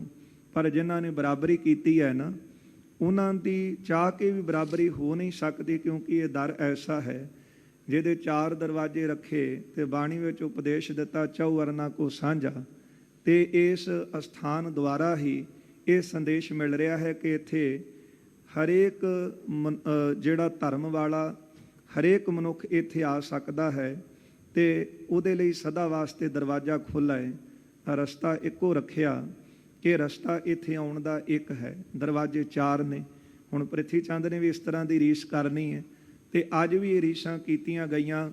ਵੱਡੇ ਅਸਥਾਨ ਬਣਵਾ ਕੇ ਉੱਥੇ ਇਸ ਤਰ੍ਹਾਂ ਦੇ ਨਾਮ ਦਿੱਤੇ ਗਏ। ਤੇ ਫਿਰ ਕੀ ਕੀਤਾ ਕਿ ਆਪਣੇ ਅਸਥਾਨ ਦੀ ਮਹਿਮਾ ਵਧਾਉਣ ਵਾਸਤੇ ਗੁਰੂ ਰਾਮਦਾਸ ਜੀ ਦਾ ਬਣਿਆ ਅਸਥਾਨ, ਉਹਦੇ ਬਾਰੇ ਕਈ ਤਰ੍ਹਾਂ ਦੇ ਬਿਆਨ ਦੇਣੇ ਸ਼ੁਰੂ ਕੀਤੇ। ਫਿਰ ਜਿਨ੍ਹਾਂ ਗ੍ਰੰਥਾਂ ਵਿੱਚ ਇਸ ਅਸਥਾਨ ਦੀ ਮਹਿਮਾ ਲਿਖੀ ਹੈ, ਉਹਨਾਂ ਗ੍ਰੰਥਾਂ ਨੂੰ ਨਿੰਦਣਾ ਤੇ ਦੇਸ਼ਾਂ ਵਿਦੇਸ਼ਾਂ ਵਿੱਚ ਵਿਚਰ ਕੇ ਉਹਨਾਂ ਗ੍ਰੰਥਾਂ ਦੀ ਕਵੀ ਰਾਜ ਕਵੀ ਭਾਈ ਸੰਤੋਖ ਸਿੰਘ ਜੀ ਦੀ ਨਿੰਦਿਆ ਕਰਨੀ। ਕਿਉਂ ਕਿ ਇਹ ਸੰਗਤ ਕਥਾ ਨਾ ਸੁਣੇ, ਕਿਉਂਕਿ ਕਥਾ ਵਿੱਚ ਇਤਿਹਾਸ ਵਿੱਚ ਤਾਂ ਆਵੇਗਾ ਕਿ ਇਹ ਅਸਥਾਨ ਗੁਰੂ ਰਾਮਦਾਸ ਸਾਹਿਬ ਜੀ ਨੇ ਆਪ ਤਿਆਰ ਕਰਵਾਇਆ। ਇਸ ਦਰ ਵਰਗੀ ਇਸ ਅਸਥਾਨ ਦੀ ਮਹਿਮਾ ਜਿਹੜੀ ਹੈ ਹੋਰ ਕਿਸੇ ਸਥਾਨ ਦੀ ਇਹਦੇ ਬਰਾਬਰ ਹੋ ਨਹੀਂ ਸਕਦੀ। ਇਸੇ ਕਰਕੇ ਇਹਨਾਂ ਲੋਕਾਂ ਨੇ ਨਿੰਦਣਾ ਸ਼ੁਰੂ ਕੀਤਾ। ਪਰ ਜਿਹੜੇ ਗਿਆਨਵਾਨ ਹਨ ਉਹ ਸੋਝੀ ਰੱਖਦੇ ਨੇ ਤੇ ਉਹ ਅੱਜ ਵੀ ਪ੍ਰੇਮ ਦੇ ਨਾਲ ਗੁਰੂ ਕੀ ਮਹਿਮਾ, ਗੁਰੂ ਕਾ ਜਸ ਸੁਣਦੇ ਨੇ। ਪਰ ਹੁਣ ਜਿਨ੍ਹਾਂ ਕੋਲ ਬੁੱਧੀ ਹੈ ਨਹੀਂ, ਜਿਹਨੇ ਗੱਲੀ ਲਾਇਆ ਉਹਦੇ ਨਾਲ ਤੁਰ ਪੈਣਾ, ਚਾਰ ਗੱਲਾਂ ਸੁਣ ਕੇ ਉਹਦੀ ਵਾਹਵਾ ਕਰੀ ਜਾਣੀ। ਅੱਜ ਕਿਸੇ ਪਿੱਛੇ ਲੱਗੇ ਕਰ ਕਿਸੇ ਹੋਰ ਪਿੱਛੇ, ਪਰ ਗੁਰੂ ਕੇ ਸਿੱਖ ਦਾ ਨਿਸ਼ਚਾ ਇੱਕ ਅਕਾਲ ਪੁਰਖ ਤੇ ਰਹਿੰਦਾ ਹੈ। ਇਸ ਦੀ ਹੰਸ ਵਰਗੀ ਬਿਰਤੀ ਹੈ। ਸੁਰਹੁ ਵਿਚਾਰ ਬਾਬੇ ਪ੍ਰਿਥੀ ਚੰਦ ਨੇ ਧਨ ਲਿਆ ਸੋਲੀ ਖਾਂ ਪਾਸੋਂ, ਸੋਹਣਾ ਰਹਿਣ ਵਾਸਤੇ ਘਰ ਬਣਵਾਇਆ ਅਤੇ ਬਹੁਤ ਸੁਖ ਮਾਣਿਆ ਹੈ। ਆਵੇਗੀ ਉਪਾਇਨ ਅਨੇਕ ਹੀ ਪ੍ਰਕਾਰ ਮਨ ਵਿੱਚ ਖਿਆਲ ਸੀ ਕਿ ਸ਼੍ਰੀ ਹਰਿਮੰਦਰ ਸਾਹਿਬ ਦਾ ਜਿਸ ਤਰ੍ਹਾਂ ਜਸ ਹੋ ਰਿਹਾ ਹੈ ਉਹਦੇ ਬਰਾਬਰ ਅਸਥਾਨ ਬਣਾਵਾਂਗਾ ਤੇ ਅਨੇਕਾਂ ਲੋਕ ਭੇਟਾਵਾਂ ਲੈ ਕੇ ਆਉਣਗੇ। ਇਸ ਅਸਥਾਨ ਦੀ ਵੀ ਮਹਿਮਾ ਬਹੁਤ ਵਧੇਗੀ। ਮੇਲ ਹੋਏ ਤੀਰਥ ਕੋ ਮਿਲੈ ਸਮੁਦਾਏ ਹੈ। ਫਿਰ ਇਹ ਤੀਰਥ ਦੇ ਉੱਤੇ ਬਹੁਤੇ ਲੋਕ ਇਕੱਠੇ ਹੋਣਗੇ, ਭਾਰੀ ਸੰਗਤ ਦਾ ਇਕੱਠ ਹੋਵੇਗਾ। ਦੋਹਰਾ ਲਗਿਓ ਕਰਾਵਨ ਤਾਲ ਕੋ। ਇਸ ਤਰ੍ਹਾਂ ਪ੍ਰਿਥੀ ਚੰਦ ਉਥੇ ਹੇਹਰ ਪਿੰਡ ਸਰੋਵਰ ਬਣਵਾਉਣ ਲੱਗੇ ਹਨ। ਧਰ ਉਤਸ਼ਾਹ ਵਿਸ਼ਾਲ ਮਨ ਵਿੱਚ ਬੜਾ ਉਤਸ਼ਾਹ ਰੱਖਿਆ ਹੈ। ਖਰਚਾ ਦਰਬ ਸੋ ਸਰਬ ਕੋ। ਜਿਹੜਾ ਧਨ ਸੁਲੀਖਾਂ ਪਾਸੋਂ ਲਿਆ ਸੀ ਸਾਰਾ ਹੀ ਖਰਚ ਦਿੱਤਾ। ਗੁਰ ਕੀ ਮਤ ਸਰ ਨਾਲ। ਕੀ ਖਰਚਿਆ ਕਿਉਂ? ਗੁਰ ਕੀ ਮਤ ਸਰ ਨਾਲ। ਗੁਰੂ ਨਾਲ ਈਰਖਾ ਕਰਦੇ ਹੋਏ ਨੇ। ਪੂਰੇ ਸਤਿਗੁਰਾਂ ਨਾਲ, ਗੁਰੂ ਅਰਜਨ ਦੇਵ ਸਾਹਿਬ ਜੀ ਦੇ ਨਾਲ ਈਰਖਾ ਮਨ ਵਿੱਚ ਰੱਖੀ। ਈਰਖਾ ਵਸ ਹੋ ਕੇ ਸਾਰਾ ਹੀ ਧਨ ਖਰਚ ਦਿੱਤਾ। ਸ੍ਰੀ ਅਰਜਨ ਕੇ ਸਮ ਬਣੋ। ਧੰਨ ਗੁਰੂ ਅਰਜਨ ਦੇਵ ਸਾਹਿਬ ਜੀ ਦੇ ਸਮਾਨ ਬਣਨਾ ਚਾਹੁੰਦਾ ਸੀ। ਕਰਤ ਪਖੰਡ ਅਨੇਕ। ਬੜੇ ਪਖੰਡ ਕਰਦਾ ਸੀ। ਪਰ ਗੁਰੂ ਵਾਕ ਹਨ ਬਾਣੀ ਵਿੱਚ ਪੜ੍ਹਦੇ ਹਾਂ, ਸੁਣ ਗੱਲਾਂ ਆਕਾਸ਼ ਕੀ ਕੀਟਾਂ ਆਈ ਰੀਸ। ਆਕਾਸ਼ ਵਿੱਚ ਉੱਡਦੇ ਪੰਛੀਆਂ ਵੱਲ ਦੇਖ ਕੇ ਨਾ ਕੀੜੇ ਵੀ ਚਾਹੁੰਦੇ ਨੇ ਕਿ ਅਸੀਂ ਵੀ ਉੱਡੀਏ। ਪਰ ਜਦੋਂ ਮੀਂਹ ਪੈ ਕੇ ਹਟਦਾ ਦੇਖਦੇ ਹਾਂ ਕਿ ਉਹ ਕੀੜੇ ਆਪ ਕਿਤੇ ਤੇ ਖੰਭ ਕਿਤੇ। ਜਿਨ੍ਹਾਂ ਨੇ ਰੀਸ ਕਰਨੀ ਚਾਹੀ ਪੂਰੇ ਸਤਿਗੁਰਾਂ ਦੀ, ਉਹਨਾਂ ਦੇ ਆਪਾਂ ਜੀਵਨ ਦੇਖ ਸਕਦੇ ਹਾਂ ਕਿ ਅੱਜ ਉਹਨਾਂ ਦੇ ਜੀਵਨ ਕੀ ਹਨ। ਪਰ ਬਰਾਬਰੀ ਪੂਰੇ ਦੀ ਕਰਨ ਦਾ ਯਤਨ ਕੀਤਾ। ਪ੍ਰਿਥੀ ਚੰਦ ਚਾਹੁੰਦਾ ਸੀ ਕਿ ਮੈਂ ਗੁਰੂ ਅਰਜਨ ਦੇਵ ਸਾਹਿਬ ਜੀ ਦੇ ਵਾਂਗੂ ਬਣਾ ਤੇ ਬੜੇ ਪਖੰਡ ਕਰਦਾ ਸੀ। ਅਜਮਤ ਪਾਵੈ ਕਹਾਂ ਤੇ। ਪਰ ਹੁਣ ਪੂਰੇ ਗੁਰੂ ਵਾਲੀ ਜਿਹੜੀ ਬਰਕਤ ਸੀ ਉਹ ਕਿੱਥੋਂ ਲਿਆਵੇ? ਗਿਆਨ ਬਹੀਨ ਵਿਵੇਕ। ਜਿਹੜਾ ਹੈ ਹੀ ਗਿਆਨ ਤੋਂ ਖਾਲੀ, ਜੋ ਅਜਮਤਾਂ ਗੁਰੂ ਅਰਜਨ ਦੇਵ ਸਾਹਿਬ ਦੇ ਦਰ ਤੇ ਵਰਤ ਰਹੀਆਂ ਨੇ, ਉਹ ਅਜਮਤਾਂ ਕਿੱਥੋਂ ਲਿਆਵੇਗਾ? ਹੁਣ ਹੈ ਅਜਮਤ ਤੋਂ ਖਾਲੀ, ਗਿਆਨ ਤੋਂ ਖਾਲੀ, ਫਿਰ ਕਹਿਣਾ ਜੀ ਅਜਮਤਾਂ ਤਾਂ ਹੁੰਦੀਆਂ ਹੀ ਨਹੀਂ। ਪਰ ਮਹਾਰਾਜ ਦੇ ਬਚਨ ਆਪਾਂ ਬਾਣੀ ਅੰਦਰ ਪੜ੍ਹਦੇ ਹਾਂ, ਪੂਰੀ ਹੋਈ ਕਰਾਮਾਤ ਆਪ ਸਿਰਜਣਹਾਰੇ ਧਾਰੇ। ਸੰਗਤ ਜੀ ਇੱਥੇ ਤਾਂ ਅੱਜ ਵੀ ਉਹ ਕਰਾਮਾਤਾਂ ਅਜਮਤਾਂ ਵਰਤਦੀਆਂ ਨੇ। ਜਿਨ੍ਹਾਂ ਉੱਤੇ ਬਖਸ਼ਿਸ਼ਾਂ ਹੋਈਆਂ ਉਹ ਜਾਣਦੇ ਨੇ ਤੇ ਉਹ ਫਿਰ ਦੱਸਦੇ ਵੀ ਨੇ ਕਿ ਜਿਨ੍ਹਾਂ ਦੇ ਰੋਗ ਹੀ ਐਸੇ ਲਾ ਇਲਾਜ ਸਨ, ਜਿਨ੍ਹਾਂ ਨੂੰ ਸਾਰੇ ਪਾਸੋਂ ਜਵਾਬ ਸੀ, ਉਹਨਾਂ ਦਾ ਗੁਰੂ ਰਾਮਦਾਸ ਜੀ ਦੇ ਦਰ ਤੇ ਆ ਕੇ ਉਹ ਦੁੱਖ ਵੀ ਕੱਟਿਆ ਗਿਆ, ਉਹ ਰੋਗ ਵੀ ਕੱਟਿਆ ਗਿਆ। ਰਾਮਦਾਸ ਸਰੋਵਰ ਨਹਾਤੇ ਸਭ ਉਤਰੇ ਪਾਪ ਕਮਾਤੇ। ਇਹ ਬਖਸ਼ਿਸ਼ਾਂ ਤੇ ਉਹ ਹੀ ਜਾਣਦਾ ਜਿਹਦੇ ਉੱਤੇ ਵਰਤਦੀਆਂ ਨੇ। ਪਰ ਹੁਣ ਕੀ ਚਾਹੁੰਦਾ ਸੀ? ਪਖੰਡ ਕਰਕੇ ਗੁਰੂ ਦੀ ਬਰਾਬਰੀ ਕਰਨੀ। ਪਰ ਹੁਣ ਗਿਆਨ ਤੋਂ ਹੀਣਾ ਉਹ ਅਜਮਤਾਂ ਕਿੱਥੋਂ ਲਿਆਵੇ ਜਿਹੜੀਆਂ ਪੂਰੇ ਗੁਰੂ ਦੇ ਦਰ ਤੇ ਵਰਤਦੀਆਂ ਨੇ? ਦੋਹਰਾ ਸ੍ਰੀ ਗੁਰ ਸੋ ਮਤ ਸਰ ਧਰਤ। ਸਤਿਗੁਰੂ ਗੁਰੂ ਅਰਜਨ ਦੇਵ ਸਾਹਿਬ ਨਾਲ ਈਰਖਾ ਰੱਖਦਾ ਸੀ। ਰਚਤ ਦੰਬ ਬਹੁ ਭਾਂਤ। ਬੜੇ ਪਖੰਡ ਕਰਦਾ ਸੀ। ਲਾਗ ਤੜਾਗ ਬਣਾਵਣੇ। ਵੱਡਾ ਜਿਹੜਾ ਸਰੋਵਰ ਸੀ ਬਣਾਉਣ ਲੱਗਾ। ਕਹਿ ਕਹਿ ਮਹਿਮਾ ਬਾਤ। ਤੇ ਇਸ ਸਰੋਵਰ ਦੀ ਮਹਿਮਾ ਆਪਣੇ ਮੂੰਹੋਂ ਹੀ ਕਹੀ ਜਾਂਦਾ ਸੀ। ਜਿਸ ਤਰ੍ਹਾਂ ਇਸ ਸਥਾਨ ਦੀ ਮਹਿਮਾ ਗੁਰਦੇਵ ਨੇ ਬਾਣੀ ਅੰਦਰ ਬਿਆਨ ਕੀਤੀ ਹੈ। ਹਰ ਮੰਦਰ ਹਰ ਸਾਜਿਆ, ਸੰਤ ਭਗਤ ਗੁਣ ਗਾਵੇ ਰਾਂ। ਇਹ ਹਰਿਮੰਦਰ ਸਾਹਿਬ ਦੀ ਸਿਰਜਣਾ ਸੰਤਾਂ ਅਤੇ ਭਗਤਾਂ ਦੇ ਅਕਾਲ ਪੁਰਖ ਦੇ ਗੁਣ ਗਾਉਣ ਵਾਸਤੇ ਦੀ ਹੋਈ ਹੈ। ਸਰੋਵਰ ਦੀ ਮਹਿਮਾ ਵੀ ਬਾਣੀ 'ਚ ਪੜ੍ਹਦੇ ਹਾਂ, ਅਸਥਾਨ ਦੀ ਮਹਿਮਾ ਪੜ੍ਹਦੇ ਹਾਂ। ਤੇ ਇਸ ਅਸਥਾਨ ਦੀ ਮਹਿਮਾ ਭਾਈ ਗੁਰਦਾਸ ਜੀ ਨੇ ਵਾਰਾਂ ਵਿੱਚ ਵੀ ਕੀਤੀ ਹੈ। ਬੈਠਾ ਸੋਢੀ ਪਾਤਸ਼ਾਹ ਆਰਾਮ ਦਾ ਸਤਿਗੁਰੂ ਕਹਾਵੇ, ਪੂਰਨ ਤਾਲ ਖਟਾਇਆ ਅੰਮ੍ਰਿਤਸਰ ਵਿੱਚ ਜੋਤ ਜਗਾਵੇ। ਤੇ ਇਸ ਤਰ੍ਹਾਂ ਦੀ ਮਹਿਮਾ ਪ੍ਰਿਥੀ ਚੰਦ ਜਿਉਂ-ਜਿਉਂ ਸਰੋਵਰ ਬਣਵਾਵੇ ਤਿਉਂ-ਤਿਉਂ ਲੋਕਾਂ ਨੂੰ ਸੁਣਾਵੇ ਕਿ ਸਰੋਵਰ ਦੀ ਬੜੀ ਮਹਿਮਾ ਹੈ। ਨਿਸ਼ਾਨੀ ਛੰਦ ਖਰਚਤ ਦਰਬ ਵਿਸਾਲ ਕੋ ਆਵੇ ਲਗਵਾਈ। ਬਹੁਤਾ ਧਨ ਖਰਚ ਕੇ ਪ੍ਰਿਥੀ ਚੰਦ ਨੇ ਵੱਡੇ ਵੱਡੇ ਇੱਟਾਂ ਦੇ ਆਵੇ ਲਵਾ ਲਏ। ਬ੍ਰਿੰਦ ਮਿਹਨਤੀ ਲਗ ਪਰੇ ਬਹੁਕਾਰ ਕਰਾਏ। ਬੜੇ ਮਿਹਨਤੀ ਲੋਕ ਲਾਏ ਗਏ, ਮਿਹਨਤੀ ਲੋਕ ਪੈਸੇ ਖਰਚ ਕੇ ਲਵਾਏ ਗਏ। ਇਹ ਤਾਂ ਇੱਕ ਵਾਰ ਇੱਥੇ ਪੂਰੇ ਗੁਰੂ ਦੀ ਦਰ ਦੀ ਮਹਿਮਾ ਐਸੀ ਹੈ, ਇੱਕ ਵਾਰ ਸੰਗਤਾਂ ਨੂੰ ਕਿਹਾ ਜਾਵੇ ਗੁਰੂ ਰਾਮਦਾਸ ਦੇ ਦਰ ਦੀ ਸੇਵਾ ਕਰਨੀ, ਕਮਰ ਕਸ ਕਰਕੇ ਲੱਖਾਂ ਹੀ ਸੰਗਤਾਂ ਦਾ ਇਕੱਠ ਇਸ ਸਥਾਨ ਤੇ ਹੋ ਜਾਂਦਾ ਹੈ। ਬਸ ਪਤਾ ਲੱਗਣ ਦੀ ਦੇਰ ਹੈ। ਸੰਗਤ ਜੀ, ਪਿਛਲੇ ਦਿਨੀ ਜਦੋਂ ਵੀ ਕਾਰ ਸੇਵਾ ਹੋਈ ਹੈ ਅਸਥਾਨਾਂ ਦੀ, ਤੇ ਉਹ ਸੰਗਤਾਂ ਜਿਨ੍ਹਾਂ ਨੇ ਸਰੋਵਰ ਦੀ ਸੇਵਾ ਬਾਹਰ ਕੱਢਣੀ ਸੀ ਤੇ ਹੱਥਾਂ ਵਿੱਚ ਹੀ ਸੇਵਾ ਲੈ ਕੇ ਆਪਣੇ ਕੱਪੜਿਆਂ ਦੇ ਉੱਤੇ ਵਸਤਰਾਂ ਤੇ ਸੇਵਾ ਰੱਖ ਕੇ ਸਾਰੀਆਂ ਸੰਗਤਾਂ ਕੱਢਦੀਆਂ ਰਹੀਆਂ। ਭਾਰੀ ਇਕੱਠ ਪੈ ਰੱਖਣ ਦੀ ਥਾਂ ਨਹੀਂ ਲੱਭਦੀ। ਹੁਣ ਪ੍ਰਿਥੀ ਚੰਦ ਨੇ ਬਹੁਤੇ ਮਿਹਨਤੀ ਮਜ਼ਦੂਰ ਸੱਦੇ ਨੇ, ਪੈਸੇ ਦੇ ਕੇ ਉਹਨਾਂ ਨੂੰ ਸਰੋਵਰ ਬਣਾਉਣ ਵਾਸਤੇ ਲਾਇਆ ਹੈ। ਖਣਿਓ ਤੁਰਤ ਬੜ ਤਾਲ ਕੋ ਮ੍ਰਿਤਕਾ ਨਿਕਸਾਈ। ਮਿਹਨਤੀ ਲੋਕਾਂ ਨੇ ਜਿਹੜੇ ਪੈਸੇ ਲੈ ਕੇ ਲੱਗੇ ਸਨ, ਉਹਨਾਂ ਨੇ ਬੜੀ ਮਿਹਨਤ ਕੀਤੀ ਹੈ ਤੇ ਬੜੀ ਛੇਤੀ ਹੀ ਸਰੋਵਰ ਦੀ ਮਿੱਟੀ ਜਿਹੜੀ ਸੀ ਉਹ ਕੱਢ ਲਈ ਹੈ। ਚੌਂਦਿਸ਼ ਤੇ ਇੱਕ ਸਾਰ ਕਰ ਚਿੰਤੀ ਲਗਵਾਈ। ਚਾਰੋਂ ਪਾਸੋਂ ਇੱਕੋ ਜਿਹਾ ਬਣਵਾਇਆ। ਅੱਜ ਇਸ ਤਰ੍ਹਾਂ ਹਰਿਮੰਦਰ ਸਾਹਿਬ ਦਾ ਸਰੋਵਰ ਚਾਰੇ ਪਾਸੇ ਇੱਕ ਜਿਹਾ ਹੈ, ਫਿਰ ਸਾਰੇ ਸਰੋਵਰ ਦੀ ਚਣਵਾਈ ਕਰਵਾ ਦਿੱਤੀ। ਦਿਨ ਸਗਰੇ ਬੈਠਿਓ ਰਹਿ ਕਹਿ ਕਹਿ ਕਰਵਾਵਾ। ਸਾਰਾ ਦਿਨ ਕੋਲ ਬੈਠਾ ਰਹਿੰਦਾ ਸੀ ਤੇ ਮਜ਼ਦੂਰਾਂ ਨੂੰ, ਮਿਸਤਰੀਆਂ ਨੂੰ ਕਹਿ ਕਹਿ ਕੇ ਉਹਦੀ ਤਿਆਰੀ ਕਰਵਾਉਂਦਾ ਸੀ। ਇੱਥੇ ਤਾਂ ਗੁਰੂ ਰਾਮਦਾਸ ਸਾਹਿਬ ਸੱਚੇ ਪਾਤਸ਼ਾਹ ਜੀ ਨੇ ਗੁਰੂ ਅਮਰਦਾਸ ਜੀ ਦਾ ਵਚਨ ਮੰਨ ਕੇ ਬਾਬਾ ਬੁੱਢਾ ਸਾਹਿਬ ਜੀ ਪਾਸੋਂ ਅਰਦਾਸ ਕਰਵਾਈ, ਆਪਣੇ ਹੱਥੀਂ ਸਰੋਵਰ ਦਾ ਟੱਕ ਲਾਇਆ। ਇਸ ਸਥਾਨ ਦੀ ਮਹਿਮਾ ਮੁੱਖੋਂ ਬਿਆਨ ਕੀਤੀ ਹੈ। ਫਿਰ ਗੁਰੂ ਅਰਜਨ ਦੇਵ ਸਾਹਿਬ ਜੀ ਨੇ ਆਪ ਇਸ ਸਰੋਵਰ ਨੂੰ ਪੱਕਾ ਕਰਵਾਇਆ, ਹਰਿਮੰਦਰ ਸਾਹਿਬ ਦੀ ਇਮਾਰਤ ਤਿਆਰ ਕਰਵਾਈ। ਸੰਗਤ ਜੀ, ਸਰੋਵਰ ਦੇ ਕੰਢੇ ਤੇ ਸਥਾਨ ਬਣਿਆ ਹੈ ਬੇਰ ਬਾਬਾ ਬੁੱਢਾ ਸਾਹਿਬ ਜੀ। ਉੱਥੇ ਬਾਬਾ ਬੁੱਢਾ ਸਾਹਿਬ ਜੀ ਬਿਰਾਜਮਾਨ ਹੁੰਦੇ, ਸੰਗਤਾਂ ਤੋਂ ਆਈਆਂ ਸੰਗਤਾਂ ਤੋਂ ਸੇਵਾ ਕਰਵਾਉਂਦੇ। ਇੱਧਰ ਸਥਾਨ ਹੈ ਦੁੱਖ ਭੰਜਨੀ ਬੇਰ ਸਾਹਿਬ ਦੇ ਨੇੜੇ। ਇੱਥੇ ਗੁਰੂ ਅਰਜਨ ਦੇਵ ਸਾਹਿਬ ਜੀ ਬਿਰਾਜਮਾਨ ਹੁੰਦੇ, ਬੇਅੰਤ ਸੰਗਤਾਂ ਦਾ ਇਕੱਠ ਹੁੰਦਾ। ਆਪਣੇ ਜੀਵਨ ਨੂੰ ਸਫਲਾ ਕਰਨ ਵਾਸਤੇ, ਹੱਥਾਂ ਪੈਰਾਂ ਨੂੰ ਸਫਲ ਕਰਨ ਵਾਸਤੇ ਸੰਗਤਾਂ ਬੜੇ ਚਾਵਾਂ ਦੇ ਨਾਲ ਇੱਥੇ ਆਉਂਦੀਆਂ। ਜਦੋਂ ਸਰੋਵਰ ਦੀ ਸੇਵਾ ਹੋਈ, ਹਰਿਮੰਦਰ ਸਾਹਿਬ ਦੀ ਇਮਾਰਤ ਤਿਆਰ ਹੋਈ, ਪਰ ਦੂਜੇ ਪਾਸੇ ਪ੍ਰਿਥੀ ਚੰਦ ਨੇ ਮਿਹਨਤੀ ਮਜ਼ਦੂਰ ਲਵਾਏ, ਕੋਲ ਬੈਠ ਕੇ ਉਹ ਸਰੋਵਰ ਜਿਹੜਾ ਸੀ ਤਿਆਰ ਕਰਵਾਉਂਦਾ ਸੀ। ਦੇਤ ਮਜੂਰੀ ਸੰਝ ਕੋ ਪੁਨਸਾਰ ਲਗਾਵਾ। ਸਵੇਰ ਤੋਂ ਸ਼ਾਮ ਤੱਕ ਮਜ਼ਦੂਰਾਂ ਨੂੰ ਲਾਉਂਦਾ ਤੇ ਸੰਧਿਆ ਸਮੇਂ ਫਿਰ ਆਪ ਉਹਨਾਂ ਨੂੰ ਮਜ਼ਦੂਰੀ ਦਿੰਦਾ। ਗਨ ਕਾਰੀਗਰ ਚਿਣਤ ਹੈ ਸੁੰਦਰਤਾ ਸੰਗਾ। ਬਹੁਤੇ ਕਾਰੀਗਰ ਮਿਹਨਤੀ ਲਾਏ, ਬੜੇ ਸਿਆਣੇ ਕਾਰੀਗਰ ਲਿਆ ਕੇ ਲਾਏ ਤੇ ਉਹ ਫਿਰ ਉਹਨਾਂ ਨੇ ਬੜਾ ਸੋਹਣਾ ਸਰੋਵਰ ਇਹਨੂੰ ਬਣਾ ਕੇ ਦਿੱਤਾ। ਗੱਲ ਉਹਨਾਂ ਮਿਹਨਤੀਆਂ ਦੀ ਨਹੀਂ, ਗੱਲ ਉਹਨਾਂ ਦਿਮਾਗੀ ਲੋਕਾਂ ਦੀ ਨਹੀਂ ਕਿ ਜਿਹੜੇ ਆਪਣੇ ਦਿਮਾਗ ਦੀ ਕਾਢ ਦੇ ਨਾਲ ਕੋਈ ਵਧੀਆ ਇਮਾਰਤ ਤਿਆਰ ਕਰਾ ਲੈਣ। ਇੱਥੇ ਤਾਂ ਗੁਰੂ ਨਾਨਕ ਸਾਹਿਬ ਜੀ ਦੇ ਚਰਨ ਪਏ। ਜ਼ਿਮੀਂਦਾਰ ਚੌਧਰੀ ਆਪ ਚੱਲ ਕੇ ਆਇਆ ਤੇ ਗੁਰੂ ਨਾਨਕ ਸਾਹਿਬ ਜੀ ਦੇ ਮੁਖਾਰਬਿਆਂ ਤੋਂ ਬਚਨ ਹੋਏ ਸੀ, ਇਸ ਅਸਥਾਨ ਤੇ ਭੋਗ ਤੇ ਮੋਖ ਦਾ ਪ੍ਰਵਾਹ ਚੱਲੇਗਾ। ਜਿਹੜੇ ਅਸਥਾਨ ਦੇ ਉੱਤੇ ਗੁਰੂ ਨਾਨਕ ਸਾਹਿਬ ਨੇ ਚਰਨ ਪਾ ਕੇ ਭਵਿੱਖਤ ਵਾਕ ਕਹੇ, ਗੁਰੂ ਅੰਗਦ ਦੇਵ ਸਾਹਿਬ ਜੀ ਦੇ ਮੁਬਾਰਕ ਚਰਨ ਪਏ। ਤੀਸਰੇ ਪਾਤਸ਼ਾਹ ਜੀ ਦੇ ਹੁਕਮ ਦੇ ਨਾਲ ਗੁਰੂ ਰਾਮਦਾਸ ਜੀ ਨੇ ਇਸ ਸਰੋਵਰ ਨੂੰ ਟੱਕ ਲਾਇਆ। ਗੁਰੂ ਅਰਜਨ ਦੇਵ ਸਾਹਿਬ ਜੀ ਨੇ ਹੱਥੀਂ ਕਾਰ ਕਰਵਾਈ, ਇਮਾਰਤ ਤਿਆਰ ਕਰਵਾਈ। ਛੇਵੇਂ ਪਾਤਸ਼ਾਹ ਗੁਰੂ ਹਰਗੋਬਿੰਦ ਸਾਹਿਬ ਜੀ ਦਾ ਸਾਹਮਣੇ ਸੋਹਣਾ ਤਖਤ ਹੈ। ਨਾਵੇਂ ਸਤਿਗੁਰੂ ਗੁਰੂ ਤੇਗ ਬਹਾਦਰ ਸਾਹਿਬ ਦੇ ਮੁਬਾਰਕ ਚਰਨ ਪਏ।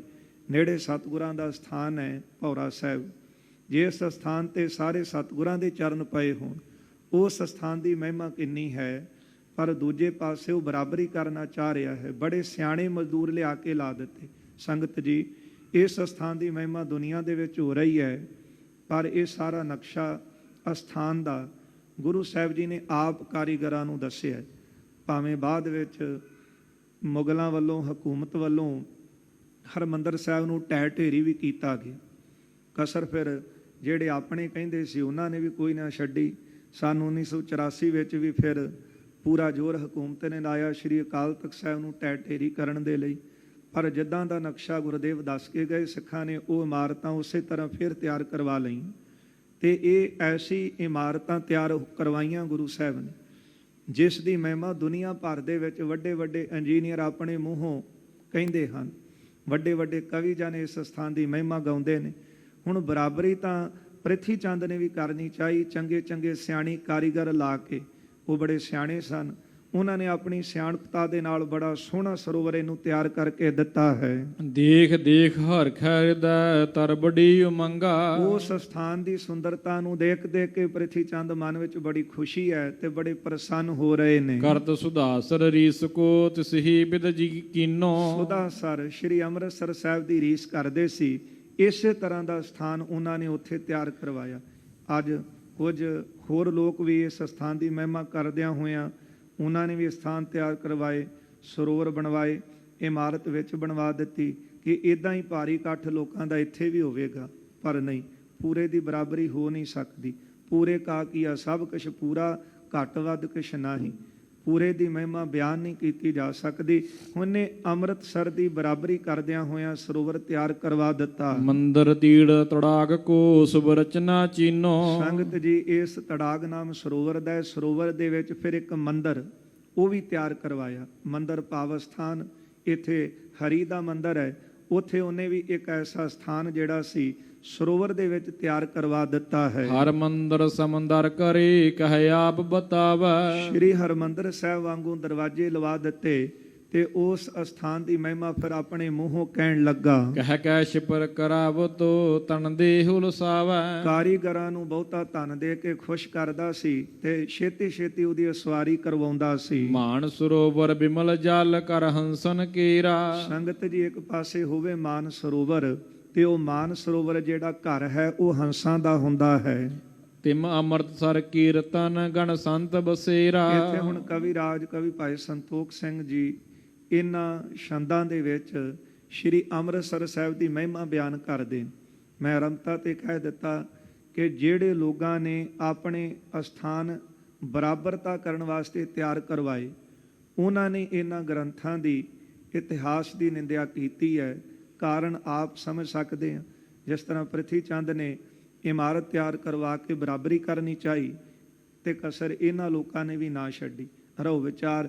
ਇੱਥੇ ਭਾਈ ਸਾਹਿਬ ਲਿਖਦੇ ਨੇ ਕਿ ਜਿਹੜਾ ਮਾਨ ਸਰੋਵਰ ਹੈ ਨਾ, ਮਾਨ ਸਰੋਵਰ ਦੇ ਉੱਤੇ ਰਹਿੰਦੇ ਨੇ ਹੰਸ। ਬਗਲਿਆਂ ਦਾ ਤੇ ਕੋਈ ਕੰਮ ਨਹੀਂ ਮਾਨ ਸਰੋਵਰ ਤੇ। ਗੁਰਦੇਵ ਦੇ ਪਾਵਨ ਵਾਕ ਆਪਾਂ ਬਾਣੀ 'ਚ ਪੜ੍ਹਦੇ ਹਾਂ, ਸਰਵਰ ਅੰਦਰ ਹੀਰਾ ਮੋਤੀ ਸੋ ਹੰਸਾਂ ਕਾ ਖਾਣਾ। ਕਿਉਂਕਿ ਮਾਨ ਸਰੋਵਰ ਦੇ ਵਿੱਚ ਹੀਰੇ ਤੇ ਮੋਤੀ ਨਿਕਲਦੇ ਨੇ ਤੇ ਹੰਸ ਉਹਨੂੰ ਖਾ ਕੇ ਆਪਣਾ ਪੇਟ ਭਰਦੇ। ਪਰ ਜਿਹੜੇ ਬਗਲੇ ਨੇ ਉਹਨਾਂ ਦਾ ਨਿਵਾਸ ਕਿੱਥੇ ਹੁੰਦਾ ਹੈ? ਛੱਪੜਾਂ ਦੇ ਉੱਤੇ, ਤੇ ਉੱਥੇ ਉਹ ਡੱਡੀਆਂ ਤੇ ਮੱਛੀਆਂ ਖਾ ਕੇ ਆਪਣੇ ਪੇਟ ਦੀ ਪੂਰਤੀ ਕਰਦੇ। ਹਰਮੰਦਰ ਸਾਹਿਬ ਦੀ ਮਹਿਮਾ ਲਿਖਦੇ ਨੇ ਕਿ ਜਿਸ ਤਰ੍ਹਾਂ ਮਾਨ ਸਰੋਵਰ ਤੇ ਹੰਸ ਰਹਿੰਦੇ ਨੇ, ਉਸੇ ਤਰ੍ਹਾਂ ਤਿਮ ਅੰਮ੍ਰਿਤਸਰ ਕੀਰਤਨ ਗਨ ਸੰਤ ਬਸੇਰਾ। ਅੰਮ੍ਰਿਤਸਰ ਦੇ ਵਿੱਚ ਸੰਤ ਜਨ ਰਹਿੰਦੇ ਨੇ, ਇੱਥੇ ਕੀਰਤਨ ਗਾਉਂਦੇ ਨੇ, ਉਹਨਾਂ ਸੰਤਾਂ ਦਾ ਬਾਸਾ ਹੈ। ਕਮਲ ਪ੍ਰਫੁੱਲਤ ਬਹੁ ਬਰਨ ਦਿਪਤਾਵਤ ਸ਼ੋਭਾ। ਜਿਸ ਤਰ੍ਹਾਂ ਕਮਲ ਦੇ ਫੁੱਲ ਖਿੜਦੇ ਨੇ, ਉਹਨਾਂ ਦੀ ਬੜੀ ਸ਼ੋਭਾ ਵੱਧਦੀ ਹੈ। ਸਤਨਾਮ ਹਰਿ ਰਾਮ ਪ੍ਰਭ ਅਲ ਜਨ ਗਣ ਲੋਭਾ। ਇਸੇ ਤਰ੍ਹਾਂ ਕਮਲ ਦੇ ਫੁੱਲ ਵਾਂਗੂ ਇੱਥੇ ਖਿੜਾਵਟ ਹੋਈ ਹੈ। ਸਤਨਾਮ ਦਾ, ਹਰੀ ਅਕਾਲ ਪੁਰਖ ਪ੍ਰਭੂ ਦੇ ਨਾਮ ਦਾ ਅੱਠੇ ਪੈਰ ਜਾਪ ਹੋ ਰਿਹਾ ਹੈ। ਅਲ ਜਨ ਗਨ ਲੋਭਾ।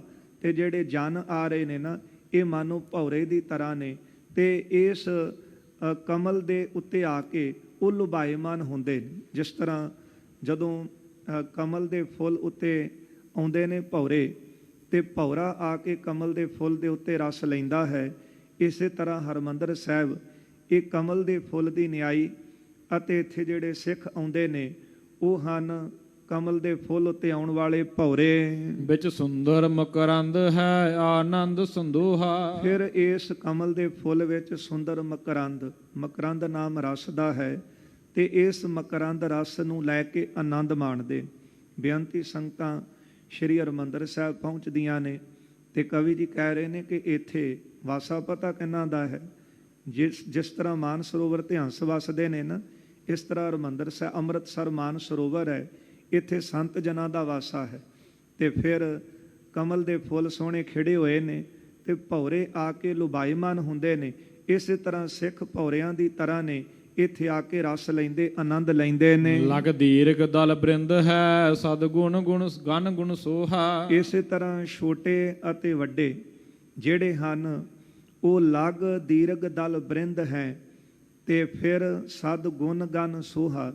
ਗੁਣਾਂ ਦੇ ਸਹਿਤ ਬਹੁਤ ਸ਼ੋਭਾ ਪਾਉਂਦੇ ਹਨ। ਯਹ ਪ੍ਰਾਗ ਸ਼ਰਦਾ ਸੁਭਾਗ ਚੌਂਦਿਸ ਪਸਰੰਤੀ। ਪ੍ਰਾਗ ਨਾਮ ਹੈ ਧੂੜੀ ਦਾ, ਜਿੱਥੇ ਸ਼ਰਧਾ ਰੂਪੀ ਧੂੜੀ ਚਾਰੇ ਪਾਸੇ ਫੈਲੀ ਹੈ। ਜਿੱਥੇ ਮਰਜੀ ਆ ਕੇ ਨਤਮਸਤਕ ਹੋ ਜਾਈਏ।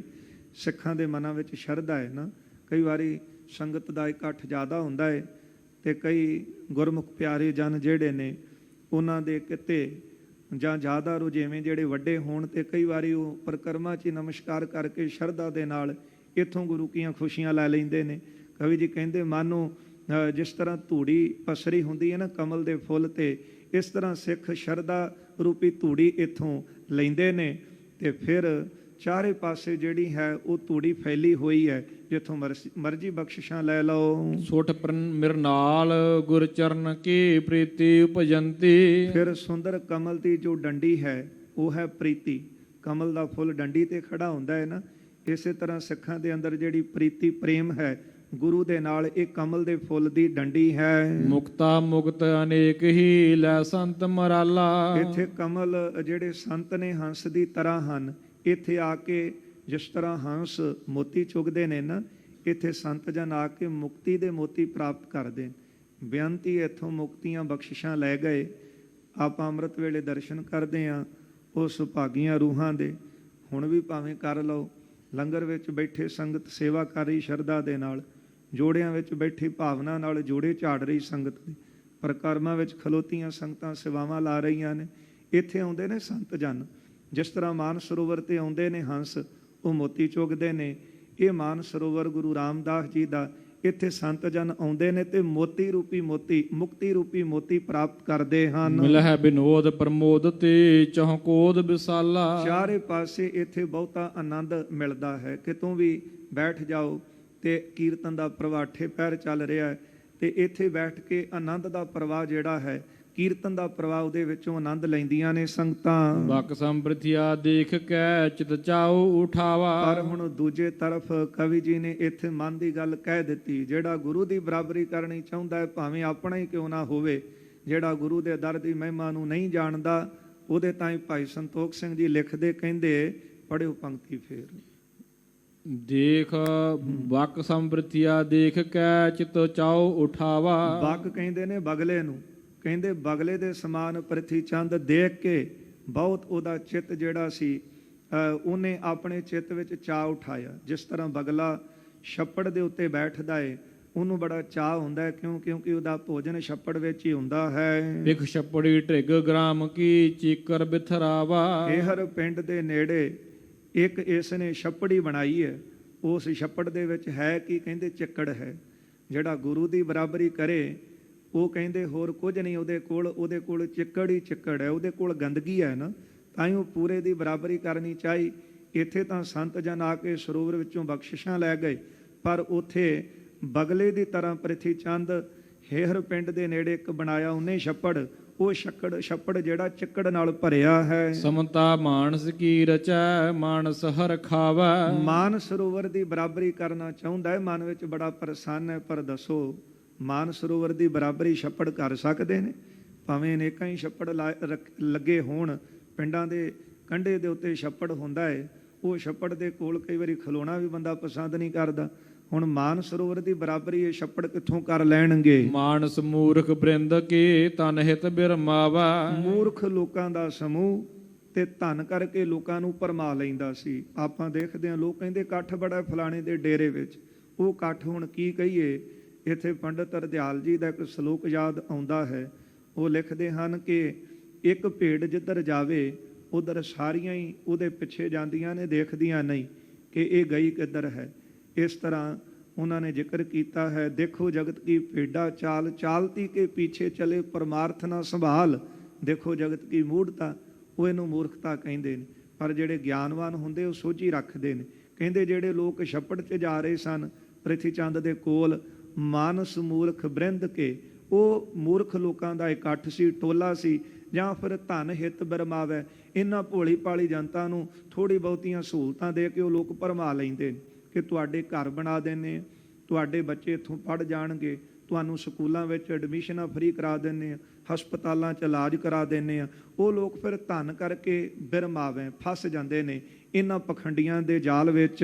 ਏਕ ਅਨੇਕ ਜੇ ਅਵਗੁਣਾ 300 ਬਹੁ ਛਾਵਾ। ਪਰ ਅਨੇਕਾਂ ਔਗਣਾ ਰੂਪੀ ਡੱਡੂ ਬਹੁਤੇ ਉਹਦੇ ਵਿੱਚ ਛਾਏ ਨੇ। ਜਿਸ ਤਰ੍ਹਾਂ ਛੱਪੜਾਂ ਵਿੱਚ ਡੱਡੂ ਬਹੁਤੇ ਭਰੇ ਹੁੰਦੇ ਨੇ ਨਾ, ਇੱਥੇ ਪਾਵਨ ਸਰੋਵਰ ਸੱਚਖੰਡ ਹਰਿਮੰਦਰ ਸਾਹਿਬ ਦਾ ਕਵੀ ਨੇ ਬੜਾ ਸੁੰਦਰ ਲਿਖਿਆ ਸੀ।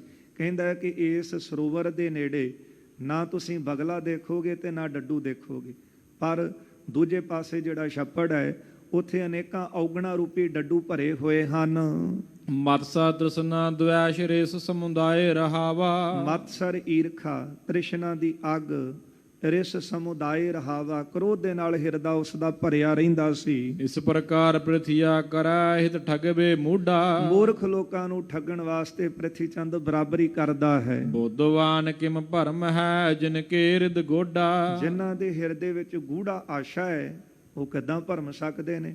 ਗੁਰੂ ਅਮਰਦਾਸ ਮਹਾਰਾਜ ਜੀ ਦੇ ਬਚਨ ਪੜ੍ਹਦੇ ਆ ਨਾ, ਮਹਾਰਾਜ ਕਹਿੰਦੇ ਅਹਿਰਣ ਵਰਗੀ ਮੱਤ ਸਿੱਖ ਦੀ ਹੁੰਦੀ ਹੈ। ਅਹਿਰਣ ਦੇ ਉੱਤੇ ਕਿੰਨੇ ਹਥੋੜੇ ਵੱਜਦੇ ਨੇ ਪਰ ਉਹ ਅਡੋਲ ਰਹਿੰਦੀ ਹੈ। ਇਸੇ ਤਰ੍ਹਾਂ ਸਿੱਖ ਦੀ ਮੱਤ ਹੈ ਅਹਿਰਣ ਵਰਗੀ, ਅਡੋਲ ਬਿਰਤੀ ਰੱਖਣੀ। ਐਵੇਂ ਨਹੀਂ ਨਾ ਪਖੰਡੀਆਂ ਦੀ ਜਾਲ ਵਿੱਚ ਫਸ ਕੇ ਇਹਨਾਂ ਦੇ ਪਿੱਛੇ ਤੁਰ ਪੈਣਾ। ਸਿੱਖ ਜਿਹੜਾ ਹੈ ਗੁਰੂ ਨਾਨਕ ਸਾਹਿਬ ਦਾ, ਉਹ ਆਪਣੀ ਮੱਤ ਅਡੋਲ ਰੱਖਦਾ ਹੈ। ਅਹਿਰਣ ਮੱਤ ਵੇਦ ਹਥਿਆ, ਜਿੰਨੇ ਮਰਜੀ ਗਿਆਨ ਦੇ ਹਥੋੜੇ ਵੱਜਣ ਪਰ ਉਹ ਆਪਣੀ ਮੱਤ ਨੂੰ ਡੋਲਣ ਨਹੀਂ ਦਿੰਦਾ। ਇਹ ਨਹੀਂ ਕਿ ਕਿਤੇ ਅੱਜ ਕਿਸੇ ਨੇ 4 ਗੱਲਾਂ ਕੀਤੀਆਂ ਉਹਦੇ ਪਿੱਛੇ ਲੱਗ ਤੁਰੇ, ਕਿਸੇ ਨੇ ਕੋਈ ਸਹੂਲਤ ਦਿੱਤੀ ਉਹਦੀ ਵਾਵਾ ਕਰਨ ਲੱਗ ਪਏ, ਇੰਜ ਨਹੀਂ। ਇੱਥੇ ਤਾਂ ਗੁਰੂ ਸਾਹਿਬ ਨੇ ਪਹਿਲਾਂ ਸਿਰ ਮੰਗਿਆ ਹੈ, ਫਿਰ ਸਹੂਲਤਾਂ ਕਿਉਂ ਭਾਲਦੇ ਹਾਂ। ਇੱਥੇ ਸਹੂਲਤ ਦੀ ਗੱਲ ਕਰੀਏ ਜੀ, ਇਹਨਾਂ ਨੇ ਆਹ ਨਹੀਂ ਦਿੱਤਾ ਉਹ ਨਹੀਂ ਦਿੱਤਾ, ਇਹ ਤਾਂ ਜਿਹੜਾ ਗੁਰੂ ਕੀ ਕਮਾਈ, ਗੁਰੂ ਕਾ ਦਸਵੰਧ ਸੰਗਤ ਦਾ ਆਉਂਦਾ ਹੈ, ਜਿਹੜਾ ਉਹਨੂੰ ਆਪਣੇ ਪਰਸਨਲ ਕੰਮਾਂ ਦੇ ਵਿੱਚ ਵਰਤ ਰਿਹਾ ਉਹਦਾ ਲੇਖਾ ਤੇ ਉਹਨੇ ਦੇਣਾ ਹੈ। ਇਸ ਲਈ ਤੁਮ ਕਿਉਂ ਭਇਓ ਉਦਾਸ। ਪਰ ਗੱਲ ਇਹ ਹੈ ਕਿ ਜੇ ਆਪਾਂ ਇਕੱਲੀ ਸਹੂਲਤ ਦੀ ਗੱਲ ਕਰੀਏ, ਇੱਥੇ ਗੁਰੂ ਸਾਹਿਬ ਨੇ ਕਿਹਾ ਪਹਿਲਾਂ ਸੀਸ ਤਲੀ ਤੇ ਤਰ ਫੇਰ ਆਈ। ਫਿਰ ਕਿਉਂ ਆ ਕੇ ਕਹਿੰਦੇ ਆ ਕਿ ਜੇ ਸਹੂਲਤ ਮਿਲਦੀ ਤੇ ਇੰਨਾ ਇਕੱਠ ਹੋ ਜਾਣਾ ਸੀ। ਇੱਥੇ ਇਕੱਠ ਦੀ ਲੋੜ ਨਹੀਂ, ਇੱਥੇ ਉਹਨਾਂ ਦੀ ਲੋੜ ਹੈ ਜਿਹੜੇ ਸੀਸ ਤਲੀ ਤੇ ਧਰ ਕੇ ਗੁਰੂ ਦੇ ਚਰਨਾਂ ਵਿੱਚ ਆਏ ਹਨ। ਸੋ ਰਹੋ ਵਿਚਾਰ, ਕਹਿੰਦੇ ਇਸ ਪ੍ਰਕਾਰ ਪ੍ਰਿਥਿਆ ਕਰੈ ਹਿਤ ਠਗਵੇ ਮੂਢਾ। ਮੂਰਖ ਲੋਕਾਂ ਨੂੰ ਠੱਗਣ ਵਾਸਤੇ ਪ੍ਰਿਥੀ ਚੰਦ ਨੇ ਕੰਮ ਕੀਤਾ ਸੀ। ਬੁੱਧਵਾਨ ਕਿਮ ਭਰਮ ਹੈ ਜਿਨ ਕੋ ਹਿਰਦ ਗੂਢਾ। ਪਰ ਜਿਨ੍ਹਾਂ ਦੇ ਹਿਰਦੇ ਵਿੱਚ ਗੁਰੂ ਪ੍ਰਤੀ ਭਰੋਸਾ ਹੈ ਉਹ ਬੁੱਧੀਮਾਨ ਸਿੱਖ ਜਿਹੜੇ ਨੇ ਉਹ ਕਦੇ ਭਰਮਦੇ ਨਹੀਂ ਹਨ। ਮੰਦਰ ਚਾਰ ਬਣਾਏ ਕਾ ਅੰਦਰ ਤੇ ਬੈਸੀ। ਸੋਹਣਾ ਉਹਨੇ ਇਮਾਰਤ ਤਿਆਰ ਕਰਵਾ ਲਈ ਹਰਿਮੰਦਰ ਸਾਹਿਬ ਵਰਗੀ। ਉਸ ਮੰਦਰ ਵਿੱਚ, ਉਸ ਸਥਾਨ ਵਿੱਚ ਆਪ ਜਾ ਕੇ ਬੈਠ ਗਿਆ। ਲਖੇ ਕੇ ਸੰਗਤ ਆਏ ਹੈ ਅੰਮ੍ਰਿਤਸਰ ਜੈਸੀ। ਮਨ ਵਿੱਚ ਕੀ ਸੋਚ ਰਿਹਾ ਸੀ? ਬਹੁਤੀ ਸੰਗਤ ਆਵੇਗੀ। ਕਿਸ ਤਰ੍ਹਾਂ? ਜਿਸ ਤਰ੍ਹਾਂ ਅੰਮ੍ਰਿਤਸਰ ਇਕੱਠ ਹੁੰਦਾ ਹੈ। ਪਰ ਭਾਈ ਸੰਤੋਖ ਸਿੰਘ ਪਹਿਲਾਂ ਮਹਿਮਾ ਬਿਆਨ ਕਰ ਗਏ ਨੇ ਕਿ ਇੱਕ ਪਾਸੇ ਅੰਮ੍ਰਿਤ ਸਰੋਵਰ ਹੈ, ਇਹ ਮਾਨ ਸਰੋਵਰ ਦੀ ਨਿਆਈ, ਜਿੱਥੇ ਹੰਸ ਆਉਂਦੇ ਨੇ ਤੇ ਮੋਤੀ ਚੁਗਦੇ ਨੇ। ਹੰਸਾਂ ਵਰਗੇ ਸਿੱਖ ਆਉਂਦੇ ਨੇ, ਸੰਤ ਜਨ ਆਉਂਦੇ ਨੇ, ਅੰਮ੍ਰਿਤ ਰੂਪੀ ਕੀਰਤਨ ਸੁਣਦੇ ਨੇ ਤੇ ਮੁਕਤੀ ਰੂਪੀ ਮੋਤੀ ਪ੍ਰਾਪਤ ਕਰਦੇ। ਨਹੀਂ ਬਰਾਬਰੀ ਕਰ ਸਕਦਾ ਕੋਈ ਚਾਹ ਕਰਕੇ ਵੀ। ਇਹ ਸਥਾਨ ਨੂੰ ਕਿੰਨੀ ਵਾਰ ਢਾਇਆ ਗਿਆ ਪਰ ਸਿੱਖਾਂ ਨੇ ਫਿਰ ਉਹ ਸਥਾਨ ਉਸੇ ਤਰ੍ਹਾਂ ਤਿਆਰ ਕਰਵਾਇਆ। ਇੰਨੀ ਸ਼ਰਧਾ ਇਸ ਅਸਥਾਨ ਪ੍ਰਤੀ ਸਿੱਖਾਂ ਦੇ ਅੰਦਰ। ਇਹ ਅਸਥਾਨ ਉਹ ਹੈ ਜਿਹਦਾ ਇੱਕ ਘੁੱਟ ਵੀ ਸਰੋਵਰ ਵਿੱਚੋਂ ਲੈ ਕੇ ਮੁਰਦੇ ਵੀ ਜਿਹੜੇ ਹਨ ਉਹ ਜੀਵਤ ਹੁੰਦੇ ਤੇ ਜਿਹੜੇ ਕਾਇਰ ਨੇ ਉਹ ਸ਼ੇਰਾਂ ਵਾਂਗੂ ਦਹਾੜਦੇ ਸੀ। ਇਸ ਅਸਥਾਨ ਦੇ ਇਸ਼ਨਾਨ ਬਾਬਤ ਤਾਂ ਸਾਡੇ ਵੱਡ ਵਡੇਰਿਆਂ ਨੇ ਅਰਦਾਸ ਵਿੱਚ ਜਾਚਨਾ ਕੀਤੀ। ਸਿੱਖ ਕਿਤੇ ਵੀ ਹੋਵੇ, ਦੇਸ਼ ਵਿਦੇਸ਼ ਕਿਸੇ ਕੋਨੇ ਵਿੱਚ ਬੈਠਾ ਵੱਸਦਾ ਹੋਵੇ, ਪਰ ਹਰ ਰੋਜ਼ ਅਰਦਾਸ ਵਿੱਚ ਜਾਚਨਾ ਕਰਦਾ ਹੈ ਸਿੱਖਾਂ ਨੂੰ ਸਿੱਖੀ ਦਾਨ, ਕੇਸ ਦਾਨ, ਰਹਿਤ ਦਾਨ, ਸ੍ਰੀ ਅੰਮ੍ਰਿਤਸਰ ਸਾਹਿਬ ਜੀ ਦੇ ਦਰਸ਼ਨ ਇਸ਼ਨਾਨ, ਦਰਸ਼ਨ ਅਤੇ ਇਸ਼ਨਾਨ ਦੀ ਮੰਗ ਕਰਦਾ। ਸਿਰਾਂ ਦੇ ਮੁੱਲ ਤਾਂ ਪਵਾ ਲਏ ਪਰ ਅੰਮ੍ਰਿਤਸਰ ਸਾਹਿਬ ਦੇ ਦਰਸ਼ਨ ਇਸ਼ਨਾਨ ਤੋਂ ਵਾਂਝੇ ਨਹੀਂ ਸੀ ਰਹਿੰਦੇ ਸਿੱਖ। ਇੰਨਾ ਚਾਉ ਸੀ, ਅੱਜ ਵੀ ਹੈ, ਰਹਿੰਦੇ ਸਮੇਂ ਤੱਕ ਰਹੇਗਾ। ਮੂਰਖਾਂ ਨੇ, ਨਿੰਦਕਾਂ ਨੇ ਆਪਣਾ ਕਰਮ ਕਰਨਾ ਹੈ, ਪਰ ਜਿਹੜੇ ਗਿਆਨਵਾਨ ਨੇ ਉਹ ਗੁਰੂ ਦੀ ਮੱਤ ਅਨੁਸਾਰ, ਗੁਰੂ ਦੇ ਆਸ਼ੇ ਅਨੁਸਾਰ ਚੱਲਦੇ ਨੇ। ਇਹ ਅੱਜ ਤੋਂ ਨਹੀਂ, ਬੜੇ ਚਿਰ ਤੋਂ ਐਸੇ ਲੋਕ ਹੋਏ ਜਿਹੜੇ ਭਰਮਾਉਣ ਦਾ ਯਤਨ ਕਰਦੇ ਰਹੇ। ਰਹਿੰਦਾ ਪ੍ਰਸੰਗ ਆਪਾਂ ਕੱਲ ਦੇ ਦੀਵਾਨਾਂ 'ਚ ਸਰਵਣ ਕਰਾਂਗੇ ਜੀ। ਜਿਸ ਤਰ੍ਹਾਂ ਬਾਬੇ ਪ੍ਰਿਥੀ ਚੰਦ ਨੇ ਤਾਲ ਤਾਂ ਲਵਾਇਆ ਪਰ ਉੱਥੇ ਇਕੱਠ ਉਹ ਹੋਇਆ ਨਾ। ਫਿਰ ਈਰਖਾ ਦੇ ਵਸ ਹੋਏ। ਫਿਰ ਭਾਈ ਗੁਰਦਾਸ ਸਾਹਿਬ ਨੇ ਜਾ ਕੇ ਸਮਝਾਇਆ ਵੀ। ਜਦੋਂ ਨਾ ਸਮਝੇ ਫਿਰ ਭਾਈ ਗੁਰਦਾਸ ਸਾਹਿਬ ਨੇ ਮੀਣਾ ਲਿਖਿਆ ਸੀ। ਇਹ ਵਿਚਾਰਾਂ ਆਪਾਂ ਆਉਂਦੇ ਦੀਵਾਨਾਂ 'ਚ ਸਰਵਣ ਕਰਾਂਗੇ। ਹੋਈਆਂ ਭੁੱਲਾਂ ਚੁੱਕਾਂ ਦੀ ਖਿਮਾ ਕਰ ਦੇਣੀ ਜੀ, ਅੱਗੇ ਵਾਸਤੇ ਅਸਤੀਸ ਦੇਣੀ। ਗੁਰੂ ਕਾ ਜਸ ਗਾਉਣ ਦੀ ਜਾਚ ਆ ਜਾਵੇ। ਆਓ 2 ਪੰਕਤੀਆਂ ਸਰਵਣ ਕਰੀਏ, ਇੱਥੇ ਫਤਿਹ ਬੁਲਾਈਏ ਜੀ। ਮੰਦਰ ਚਾਰ ਬਣਾਏ ਕੈ ਅੰਦਰ ਤੇ ਬੈਸੇ, ਲਖੇ ਕੇ ਸੰਗਤ ਆਏ ਹੈ ਅੰਮ੍ਰਿਤਸਰ ਜੈਸੇ। ਵਾਹਿਗੁਰੂ ਜੀ ਕਾ ਖਾਲਸਾ, ਵਾਹਿਗੁਰੂ ਜੀ ਕੀ ਫਤਿਹ।